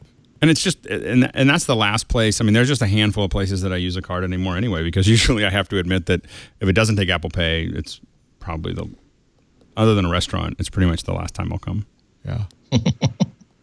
Well, no, I'm not cash only. I'm Apple Cash. Like, the funny thing now is I found that when you use if you use like your ATM as the backup for your Apple Pay, then you never know what's going to happen. Like, you put it up there and it might ask you for your ATM code or it might ask for a signature. There's all this BS that goes on with every register is different. I found out the reason they ask for your ATM thing is because if they can give you cash back, they legally have to do that. And I'm like, okay, well, ask me for if I want cash back first, And so anyway, so if you just transfer money from your credit card to your Apple Cash, so I just move big chunks of money into Apple Cash. Really? And then I just put that on my watch, and then it's like you never taken money. There's never gonna be any bill. There's never going to be me typing something out, and there's never going to be signing something. You literally just go boop, boop, and you walk away. And it sends you an email of what you spent and where you spent it, and the data is better than what you were getting before. So you're actually getting thanks to intrepid Cub reporter Lory Gill, we do know how much the Apple Card weighs. How much does it weigh? Go ahead, Wasn't Lory. that great? That's your scoop. It was it 14.75 grams? That's correct. So you got an Apple employee who sent you a picture? Somebody that we work with. Yeah. Oh, okay. And I don't want to cause a stir here, but if you ask someone a question about how much something weighs in ounces and grams, and they have a scale on them that can weigh in those amounts, there are follow-up questions and perhaps urine tests that should be performed afterward. I'm saying. I do have to point out, though, that this scale looks just like the Stamps.com USB scale. Exactly. Yeah. I don't know what that means. And if they bake. Yeah, Andy, if they bake. So I have a gram scale in my house because of baking, too. So. Yeah, me too. This one says 0.52 ounces, so Lory clearly did the conversion. Yeah. Yeah. I love the cool. way this card looks. It's so silly to make a big deal about a credit card, but I love that minimalist look that just sort of, also, and I discovered that one of our readers had to point out to me that it's not embossed, it's debossed. Wait a minute. Okay. It's not embossed, doesn't stick up. It's debossed. It's sunk in. Look it up. I had never heard the term debossed before. Convex. Perhaps. So it's all embossing, if you ask me. But okay, fine, it's debossed. I guess. Do you know that's luxury. Do you know how much it costs to emboss the entirety of the card except for the Apple logo? That is like manufacturing. That's a good point. Flurry. The card is both M and D bossed. I am deboss. At least that's what I tell myself. The card has an Apple logo on the front, debossed. The cardholder's name is on the front in black lettering. But Lory says we've removed the name for privacy purposes. Yeah, but so it would be basically right across from where that security chip is. That's where the person's name is. Here. And it's black with just like a tiny bit of like a goldish sort of now I do want one. like background sort of accent to it. Yeah, it is pretty, but I really am getting impatient with Apple. That I want to see them prove to me that they know how to use color. And I'm not even really joking here. It's like, oh wow, look, another thing that is monochrome with absolutely no color, and oh wow, it's gray on dark gray. And now it makes me feel as though if I said I've just bought the company for $80 trillion, I'm going to give you personally a $1 billion bonus if you design me anything that has two bright colors in it. And I'm wondering if they'll be caught out saying, all right, we have to admit it. We lied on our resume about understanding how color works. We've finally been caught out after 14 years. It gets a little bit boring. Your source. Maybe they'll put out. Go ahead, Lory. Maybe they'll put out some exclusive Mac candy color cards someday in the future. or maybe there'll be like a new market for like cases. So if you really want color, you can get the Apple Card case. Oh God, like the Apple Card case. Oh my God. We got to shoot that. We got to shoot the ad for the Apple Card. Only $49.95. Right, exactly. And of course, it's Pride Month, so get the Pride case. There you go. Your source, who shall remain nameless, said it took about a week to get his or her physical Apple Card, but that the process to apply was very quick because Apple already knows everything. Yeah, about a minute. Apparently it takes just a minute because all of your information is tied to your Apple ID. So if you're using that same shipping and all that information, it's already there, and you just have to add a couple of little extra things or edit it if you need to. And then you just hit the send button, and then you get your response pretty fast. Your source, you don't have to have great credit. Your source said she'd heard of somebody, we don't know who, with only a credit rating between 600 and 700. That person was approved, but they had a limit of only $1,000 they could charge. But that's not unusual with credit cards.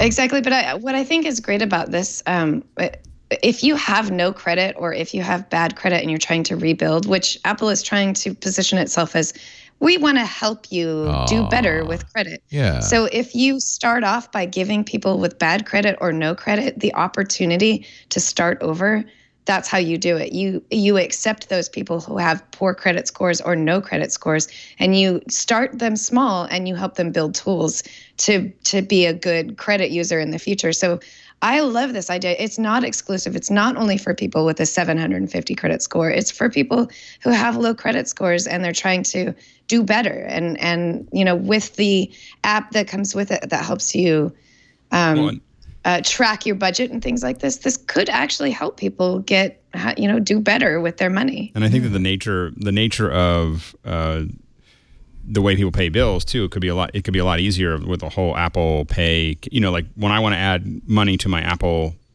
Cash, I literally just go into Apple, the Apple Pay, and just go, I just want to move it from my ATM to my Apple Cash, and boom, I'm done.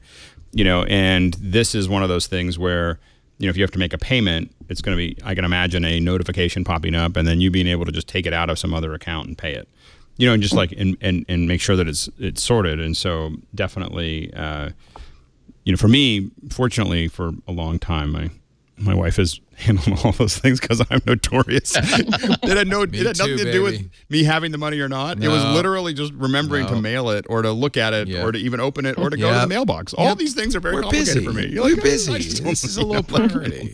I don't do snail mail. Honey, where are the bills? I think they're all in the mailbox. Actually. Yeah, where they've been for the last 3 weeks. Exactly. The dog ate them. The bigger the mailbox, the less often you have to go. That's nice. I love it. I literally haven't been to my post office box in 6 months. I dread what I'm going to find there. I'm just scared to death. Yeah. Here's a nice feature of iOS 13. I don't know if this is in the public beta. It's in beta 2, the developer beta. It will use your iPhone microphone to adjust Apple TV audio sync. Oh my gosh, this looks so. If it works, it's going to be so amazing. That's brilliant. It puts a little thing on your screen that says Apple TV will use your iOS device to measure how long your television takes to play audio and video. that is always an issue because audio decompresses faster than video. Keeping it in sync is tough because, frankly, most television doesn't have SMPTE codes or anything in there. There's no way to synchronize it. This is a tough thing everywhere. I mean, we're delayed, right? Our audio is delayed here to some degree because we are troubleshooting this thing all the time. Audio and video, and to sync it on let's say a broadcast truck level. There's a thing called so what a lot of us use to do this in broadcast is a thing called a validate, and a validate is like you can't even buy them anymore. And they're like, there's a new company that makes one that does the same thing called Hitami, but. What it does is it plays this special video and it plays a special coded audio, and then on the receiving end, it'll tell you how many milliseconds you're off. Now, the advantage that Apple has is they have two devices that are talking to each other. They own both ends of the conversation. So the Apple TV knows exactly when it sent that signal, and you don't have to do anything. So So this really this is the dialogue. Apple TV will use your iOS device. It then plays tones from your speakers and says listening, and then audio sync complete. Wow. I almost want to get my sync out. I wish we could do that with Skype. Yeah. I hope that's dynamic too. If they say if it's interactive and it can say, does that sound like about the right volume for you right now? And then when you have, there's so many shows that I watch where it'll be like, okay, now we're meeting here in this secret location because we're going to be discussing, and then commercials like, hey, President's Day, and it's like, oh, could you dynamically keep the volume at the exact same level no matter what is playing? It's that they have that again reduced. I've heard of me this back thing. to the Apple TV. I've heard of this thing called advertisements on TV. I've never what are seen those? one. I haven't seen one. My kids have barely seen one in their entire life. They've barely seen one. But you're forced to watch Adam Sandler and Jennifer Aniston solve murders. Yeah. That's the only negative.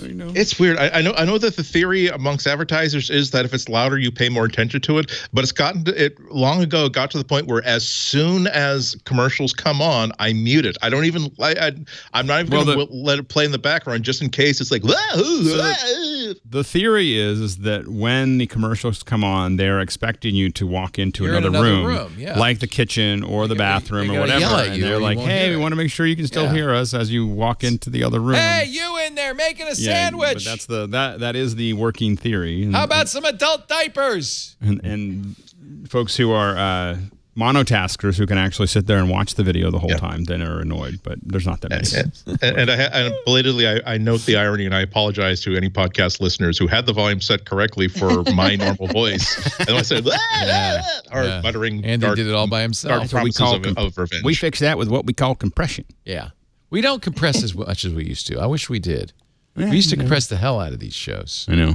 I loved it that way. I do like it. It's very radio. I can't convince our editors to do it. It's not very NPR. Yeah. There is a macOS Gatekeeper vulnerability. It was discovered by a security researcher last month and is now out in the wild, apparently an adware company. According to a researcher, Filippo Cavallarin, this adware company is now exploiting it. Intigo, you've all heard of Intigo. They're a malware research team that discovered the first known uses of Cavallarin's vulnerability in malware. So, update, I guess. The malware is disguised as an Adobe Flash Player installer. Oh man. That's not new. I've heard of other exploits taking that same route. The Adobe. Oh, it's very popular. Installer. Yeah, that's an easy way to get into it. I had a great conversation. It was a hard conversation, but on the radio show, an 80-year-old woman called and said, my Safari keeps crashing, and so we did a little digging, and she had something called Mac Search installed, and then we did a little more digging, and she had another Mac malware. There was a bunch of Apple malware. You really can get malware on a Mac. And she said, my 16-year-old grandson uses this computer. And I said, stop it. Don't let him. Or give him his own. Don't let him. Give him his own. Well, that's what I said. Make your login for him. I guess it would be safe if he. It's pretty sandboxed at that point. Yeah. Apple Watch is doing great. According to Counterpoint Research, 22% uptick in 2018. Thanks to Series 4, which was the best-selling model, even though it was available only for 1 quarter in 2018. So Apple Watch easily tops everybody else, including all the rest combined, I might add. Yeah. It is not even close. Apple Watch has a dominant market share. It's a great sign, particularly when you see that the new Watch OS puts so many more capabilities on the watch itself. Like being able to check out like previous workouts, not just the last one, but your workout history directly from the watch. I really hope this means that that we are not too far away from them making it a multi-platform watch, because I really did give a lot of thought to whatever the next Apple Watch is. I might just buy it because I want a good fitness watch, and I don't even care that it won't sync to my Android phone, because this is just so head and shoulders above everything else in terms of capability, in terms of style, in terms of health features, that it really does overrule the fact that I can't simply there's no easy way to get it to work in any way, shape, or form with my Android phone. Yeah.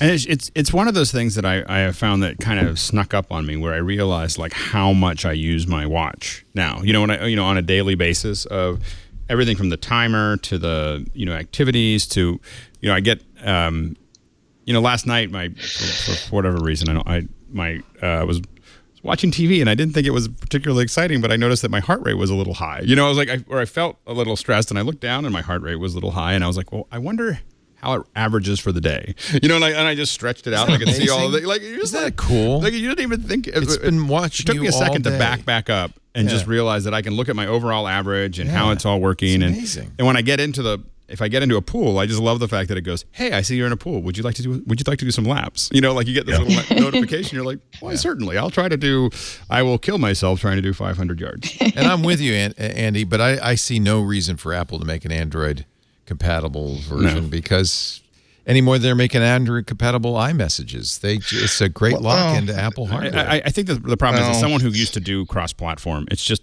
a lot of extra engineering, and so you have to really decide how much money am I going to make doing it. Like for us, we stopped doing Windows because there was a lot of support and not much uptick in revenue. Well, so that's the problem.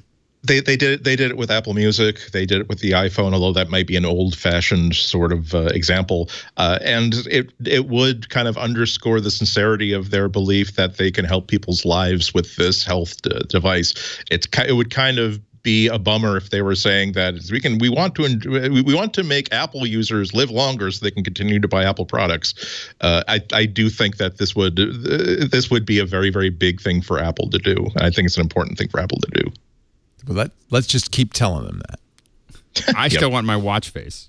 Like, I just want to go design my own watch face. That's all I'm saying. The Android thing would be great, but come on. I like the where's watch my faces. The watch faces are fine, but the thing is I don't understand. I don't understand why I can't design my own watch face. I don't get it. All right, let's take a break, because we've been going on and on for hours, and I think it's time to let everybody. We're having so much fun. Everybody turn out another commercial. And please don't. Our show today brought to you by Gazelle. Actually, this is a commercial you're going to want to listen to, because if you have iPhones, if you have iPads, if you have MacBooks, and you want to get the new one, this is a great place to go. Gazelle is the trusted online marketplace for buying certified pre-owned devices. See, this happens all the time with my kids for some reason. They break their phone. Or maybe you lost your phone. Or maybe you just don't want to pay full freight on a great device. Go to Gazelle. Devices are available at a range of prices depending on condition. Fair, good, or excellent. Everything from the iPhone 6 all the way back to the 6 through the iPhone 10 to actually, I'm pretty sure they even have the 10S. Yeah, they do. Variety of Samsung Galaxy phones. They offer MacBooks, Air and Pro, and iPads, standard Air and Pro. Whenever you get a certified pre-owned device at Gazelle, you know that device is in great working condition because it goes through a 30-point inspection. And if there ever is a problem, they're backed by a 30-day return policy, and there is no restocking fee, and shipping is free. So you're really at no risk, and you're going to get a great product. They're all sold without carrier contract, but they do work with all the major carriers, locked or unlocked. It's up to you. Actually, I guess they're not locked, but you can get them completely unlocked if you want. Financing is available on all devices. They use Affirm, so that means you can check out. As you're checking out, you can say, finance this over 3, 6, or 12 months. Makes it very affordable. Gazelle has an amazing selection of quality pre-owned devices. A lot of students, just anybody on a budget. There's no reason. Everybody knows you're overpaying when you buy something brand new. Save money and get a great device at Gazelle. Check out Gazelle for competitive offers, too, when it's time to sell. Fund your new tech with your old tech at Gazelle. Gazelle.com/twit to buy certified pre-owned devices. If you use that address, by the way, you'll be letting them know you heard it here, which is important, but you'll also get 10% off your purchase. That's really important, too. Gazelle.com/twit. GAZELLE.com/twit. We thank Gazelle so much. They've been supporters forever, it seems like, on MacBreak Weekly. Alex, I don't know. Do you want to do a pick? We haven't had a real. I have a pick. Full Alex pick in a long time. I go through a lot of iPhone cases. This is the best one I've gotten so far. Oh, so I want to know. And I don't say that lightly. Now, part of it is because I'm doing so much stuff with Apple Pay and everything else. It makes it easier. So this little guy has. So here's my. Your wallet. My wallet. It's got you. I would not have known that, which is a good thing. Exactly. So it's a pretty rugged iPhone case. This is a Vena iPhone case. VENA. And what's slick about it is, number one, is it's rugged. Number two is it'll hold quite a few little cards in the back. So the back here is, if you can see it. Flips open, and it's magnetized, so it just kind of closes. So it's not a hard shell. It's metal, so I have a magnet in my car, and I just go set it up. Oh, and it just snaps to the car. But the bad thing is you can't do wireless charging. I can't, but I don't do that anyway, so I don't care. Oh, okay. I don't even like wireless charging on my watch. So anyway, you have to wireless charge your watch. I do. I don't like it. I don't. Oh, you don't have to like it. doing it. You only have to do it. Okay, I have to do it, so I don't even like it there. So I don't. And so, anyway, but it'll hold 4 or 5 cards in the back. You can see that I got some Whole Foods cards, which are very useful, and then the only card that I use, which I won't show on the air, and my driver's license. So it's got this little area in the back here, and it works super well. It's easy to get stuff in and out, which was one of my big problems. And then the back case, let's see if I can do this right, will actually fold up into a little mini. Oh, it's a kickstand. I like having kickstands. So the little piece in the back actually works really well, and it just has all the bits and pieces that make it great. The only thing I would add to it is a 1/4-20 mount. Everything should have a 1/4-20 in Alex's world. It would be absolutely because then you could put it on a tripod. And I can put it on a tripod. That would be the only thing that they could add to it that would make it better, in my opinion. So military grade drop protection, because as you know, in the military, people drop their phones all the time. Well, when they're flip leather cover guard, slot holder, kickstand compatible with the iPhone. In this case, it's the XS Max, which is weirdly less expensive than the XS version. I don't know why that is. $5 less. Comes in black. And it's not particularly expensive. Most of the ones that I've bought in the past have been $60, $70. It's a 35th of an Alex. Yeah, exactly. So it's cheap at twice the price. 20. There you go. That's the best I got. That's good. All right, Mikhail, you have something for us. A pick of the week, perhaps. So we were talking about the. You're going to explain this game to me. Yeah, we were talking about the Apple Design Awards, and it triggered a memory for me. I've been playing this game lately. It's called The Gardens Between. So Micah Sargent and I tried to play it. We couldn't figure the thing out. Oh, it's amazing. It's a puzzle game. So that's probably why we couldn't figure it out.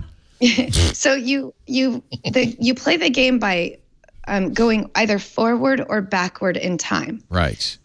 So then as you pass by, you have 2 characters. One of them carries the light, and he triggers things by bringing this light with him everywhere he goes. And the other person alters time. So he stops time, actually. So when you stop time, other things happen. So your job is to get to the top of each one of these structures and place this light. But there are things that you have to do to get there that require. So you'll be walking along up a pathway and you'll get stuck. And then you go backward in time and then you use the guy that either has the lamp, you put that lamp on something and then suddenly something is triggered, or you use the other guy who stops time and does other things through it. He stops time so that some other action takes place, and then you walk forward through time again, and then everything completely changes at that moment when you alter your events leading up to that time. So you have to walk forward, then walk backward, then walk forward again after you've made these changes to it. And it starts out pretty simple and then gets so much more complicated that you start getting sort of confused as to like what am I missing here? And should I? I'll share, there was this. You're right. I'll share this too. John was just showing me what I should do, which is screen mirror this so you can watch it. Yeah. And then you can tell me what I'm doing wrong because I'm kind of stuck. All right. Okay. It's such a beautiful game, and it sounds really good too. We are on this island, and are they moving? I don't understand. There's boxes of stuff, and then so he's. So you're moving forward through time. Here's the brother, and here she is with the empty lamp holder, and then here we. Oh, look there. Okay. So should I pick this up? Yeah. So now, I don't know what's happening. Now do I go backward? So now see, not yet. So you see how this little guy is kind of jumping forward in time? Yeah. Oh, you need a light. You need a light for him first. That's the problem. Oh. So back up. So I blew it, but I wish all games had this feature.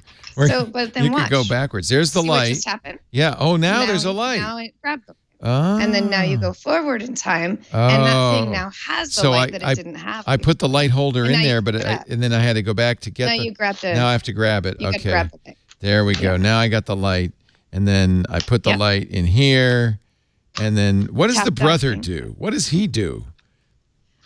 So that one will stop time and make new events happen. I think you saw in the trailer, he causes like a VHS tape to need to fast forward or something like that. His role is sort of altering the events that take place when time is frozen. Oh, so now I put my carrier on there, and what do I want it to get shot into the air? Go all the way back to the beginning. Yeah, and you can go all the way back to where the bridge stops. Not all the way to the beginning, but where the bridge changes. Oh, so man. Sometimes you think, well, I don't get it. Nothing's happening. The gameplay is really swiping your finger back and forth. That's all it is and the puzzle aspect of like figuring out, okay, well, what am I supposed to do next? Right, so as you can see, moving forward through time, there's now a water that's shooting into that bucket. So, well, what is that? What is that? Let's jump in. What do I need to do? Let's jump in there. Okay, this is called The Gardens Between by the Voxel Agents. You can buy it in a variety of formats. It's available on Xbox and Steam, but I think it's really made for the iPad. I mean, this is just a natural environment for it. Also, Mac on the Mac, $20 on the Mac. I don't think it's that expensive though. I think it's $5.99 or $4.99. It's inexpensive for the iOS. For the iOS folk. I played on my iPhone, and I think it's fantastic on iPhone too. Even that small screen? Okay, good. Yeah, it's just well designed that your fingers don't get in the way. Because you're only like moving forward and backward through time, and sometimes tapping the screen. Right. So it's a very minimal amount of your finger movement on the screen. It's pretty nice that way, and you can play it in landscape or portrait. So if I feel like playing the game one-handed, it's a little tighter, but I can still play it if I want to. It's Subway games. You can hang on a strap and play the game. $4.99 on iOS and iPad. $19.99 in the Mac Store and other platforms. The Gardens Between, an Apple Design Award winner for 2019. Andy Ihnatko, pick of the week. Before my pick of the week, I do have an update. I remembered that often on old-timey boats, they would write the name of the boat right on the butt. And so this is the Charles W. Morgan, often referred to simply as the Morgan. It was a whaling ship named for owner Charles Wayne Morgan and built in 1841 in New Bedford by the Jethro and Zachariah Hillman Shipyard. It was in operation through the 18th century and early 19th, you got that 20th century. On the butt? It made 37 voyages during 80 years of service from a home port of New Bedford, Massachusetts, during which it brought home 54,483 barrels of whale oil and 152,934 pounds of whalebone. And fun fact, the crew actually survived a cannibal attack in the South Pacific. So I think I've addressed your questions. Thank you. The origins of this. I am impressed. Of this ship. Again, we do this all for you, and please keep that in mind when you consider using our sponsors' merchandise. Yeah. Support your local public library as well. Exactly. Okay, two quickies. One quickie and one really goodie. We got a lot of people excited, I'm sure, about installing the public beta of iOS 13, and it really is very cool. Just make sure. One tip is to go to the iOS beta subreddit. I think it actually is iOS beta, because there's lots and lots of people who are talking about things that don't work. So, and there's actually also like sort of a crowdsourced list of things that don't work, like Evernote. Oh dear, that doesn't work at all. And also the Delta Airlines app doesn't work on the phone or on the iPad. So definitely, I encourage you to think about installing it, because it's really, really cool. But realize it's beta and visit this place first to make sure that there's no deal breakers that you can discover in this subreddit. I'm sorry that I didn't mention it during when we were actually talking about it. But hopefully all of our listeners stay into the bitter end of the show. But the star pick is the Raspberry Pi 4, which it's one of the most important. The Raspberry Pi, I legitimately think, is one of the most important tech products on the market today. And I mean it. I mean important, not just, oh, look, it's new. Oh, hey, look, it's kind of cool. I mean that they're doing like amazing, impressive work, the Raspberry Pi Foundation. If you haven't really used or heard of the Raspberry Pi before, it is a tiny single board computer. If you're not watching on video, it's about the size of a credit card, studded with, it's like a bare board studded with ports and stuff like that. And you can install like a real desktop version of Linux on it and run desktop open source apps on it. If you want to use it as a media server, you can install Plex or all kinds of other media servers on it and use it to watch or serve video to other computers on your network. If you want to build robots, if you want to build anything, it is just it's the goal of the Raspberry Pi Foundation has always been to make computing more accessible to anybody. Not only make it affordable, because this is $35, $35, and they've kept the price like the constant over the years and simply added features, but also make it so that people who maybe want to build stuff that doesn't exist, like a weather station, security stations, robots, Internet of Things, but they can't afford to develop their own computing hardware. You can, because one of the hugest features of the Raspberry Pi are these like open just pins on the side of it, these GPIO pins that you can just connect components or electronics or sensors or anything to. It's just remarkable. And you're not just being thrown into the woods. There was a time over the winter where I needed, in my old 100-year-old building, there was a pipe that kind of needed to be checked to make sure it wasn't going to freeze over. And it used to be, well, if it's 25 degrees outside, I'm going to check to make sure the temperature of that thing is okay. I got kind of tired of doing that, so I actually took a Raspberry Pi I had in a drawer, because I have several of these, and just bought a $1.34 temperature sensor off of eBay, off of Component, just plugged it into the right pins on this thing, wrote a little script, installed a web server on it, so that anytime, anywhere in the house, and then later on anywhere in the world, I could simply check the temperature of this one pipe and get the answer back in degrees Fahrenheit. So if you have this in your house, there's just so many things you can do with it. And for $35, it's such a fun thing to play with. Now, Raspberry Pi 4 is such a leap above what they were doing before, because they've added the leap in performance is about twice to 4 times as big as what the Raspberry Pi 3 was able to do. The new CPU is in gigahertz. It's not that much faster, but the architecture of it is so much better that it can run things typically 2 to 4 times faster.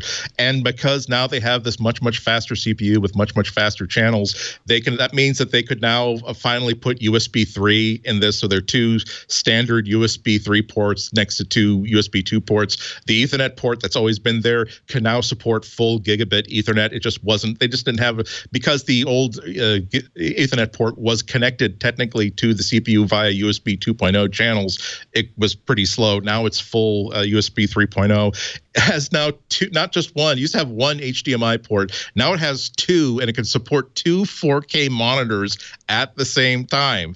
It's, oh my goodness. I only got it this morning. Unfortunately, there was this. They were going to send it to me last week. I signed an NDA. It was actually only released yesterday. I only got it this morning, so I was only like playing with it for 2 or 3 hours. But as soon as I signed for it, it was like, oh, let's see if it'll do this. Let's see if it'll do this. And I can't recommend it highly enough. Another big change they made is that it used to be that there was only one model of the USB, whatever the credit card sized one was. Now it's the same model, but you can buy it with for $35 with 1 gigabyte of system RAM, or 2 or 4 gigabytes, which goes all the way up to $55. Oh my God, $55! But the difference is that if you are using it like as a desktop type computer, that means that when you're running Chromium, which is the open source version of Google Chrome, for instance, it means you can have a cajillion windows open at the same time.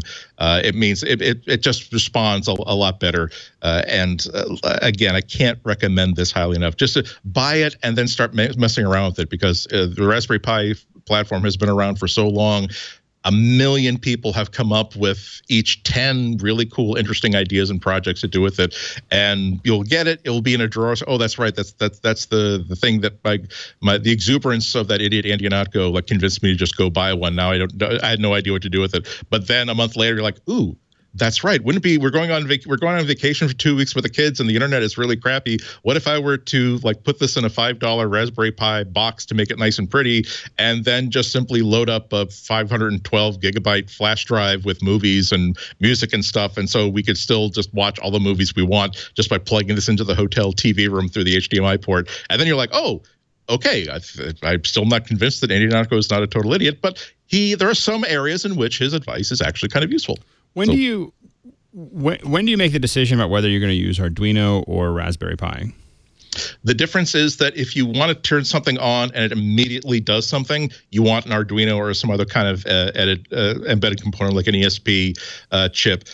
Because this is a real like desktop type computer. It takes like a little while for it to boot up and to actually be able to do things. Whereas for others, whereas the controllers won't be able to do things probably like host a web server. Actually, I might be wrong, but typically not stuff that's as sophisticated as that. As soon as it gets power, it starts doing the thing that you programmed it to do.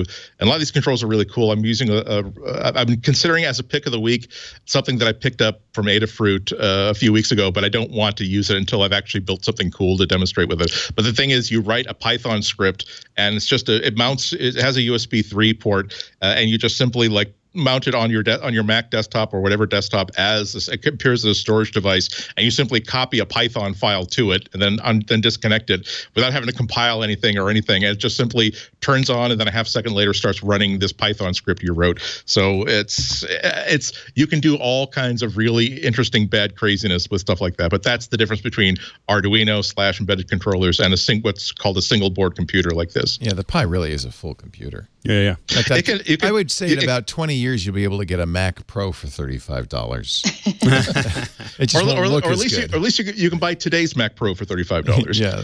Oh, and incidentally, emulation is the other thing that's really cool. Pi. Yep. You can run like classic Mac software in emulation on a Raspberry Pi. Yeah. You can also run retro. That's what's great about it. This is a quad-core ARM processor with 2 4K monitors, $35. Right. It's kind of remarkable. No, it's and they don't charge Apple prices for RAM. It's only at $20 for 2 extra gigs of RAM. Right. Well, I have a summer project that I think is just I think I'm just going to do it in Arduino, but it was like one of those things like it was right on the outer edge of what the Arduino can do, and so that's what I was asking Andy. I was like, we'll chat later. We'll chat. We'll talk. I think I can. It's complicated. I'm trying to attach it to and things and process and. Oh, they also do. Yeah. You can also get working. Alyosha. Running on a lot of these single board computers as well, because they've tried to open source that sort of stuff. Yeah. Hey, that's it for our show today. Andy Ihnatko is in the Boston Public Radio, WGBH Boston this week. Yes, Thursday from 1 to 1:30. You can tune into WGBH Boston's NPR station, or if you don't use terrestrial radio, you can just stream it live or later at WGBHnews.org. Nice. Alex Lindsay, at Alex Lindsay on the Twitter, LINDSAY. Keep up with whatever he's up to. Most of it's top secret. Most of it is these days, but Yes. but hopefully I'll be able to come over. We love having you. every once in a while. Anytime you Right can now, I make got a it. little time, so it's That'd good. be great. Yeah. Yeah. And the wonderful Lory Gill, lead singer for Sickburn, but also managing editor at iMore. I don't know which is more important, to be honest. I'm not going to try to make the decision.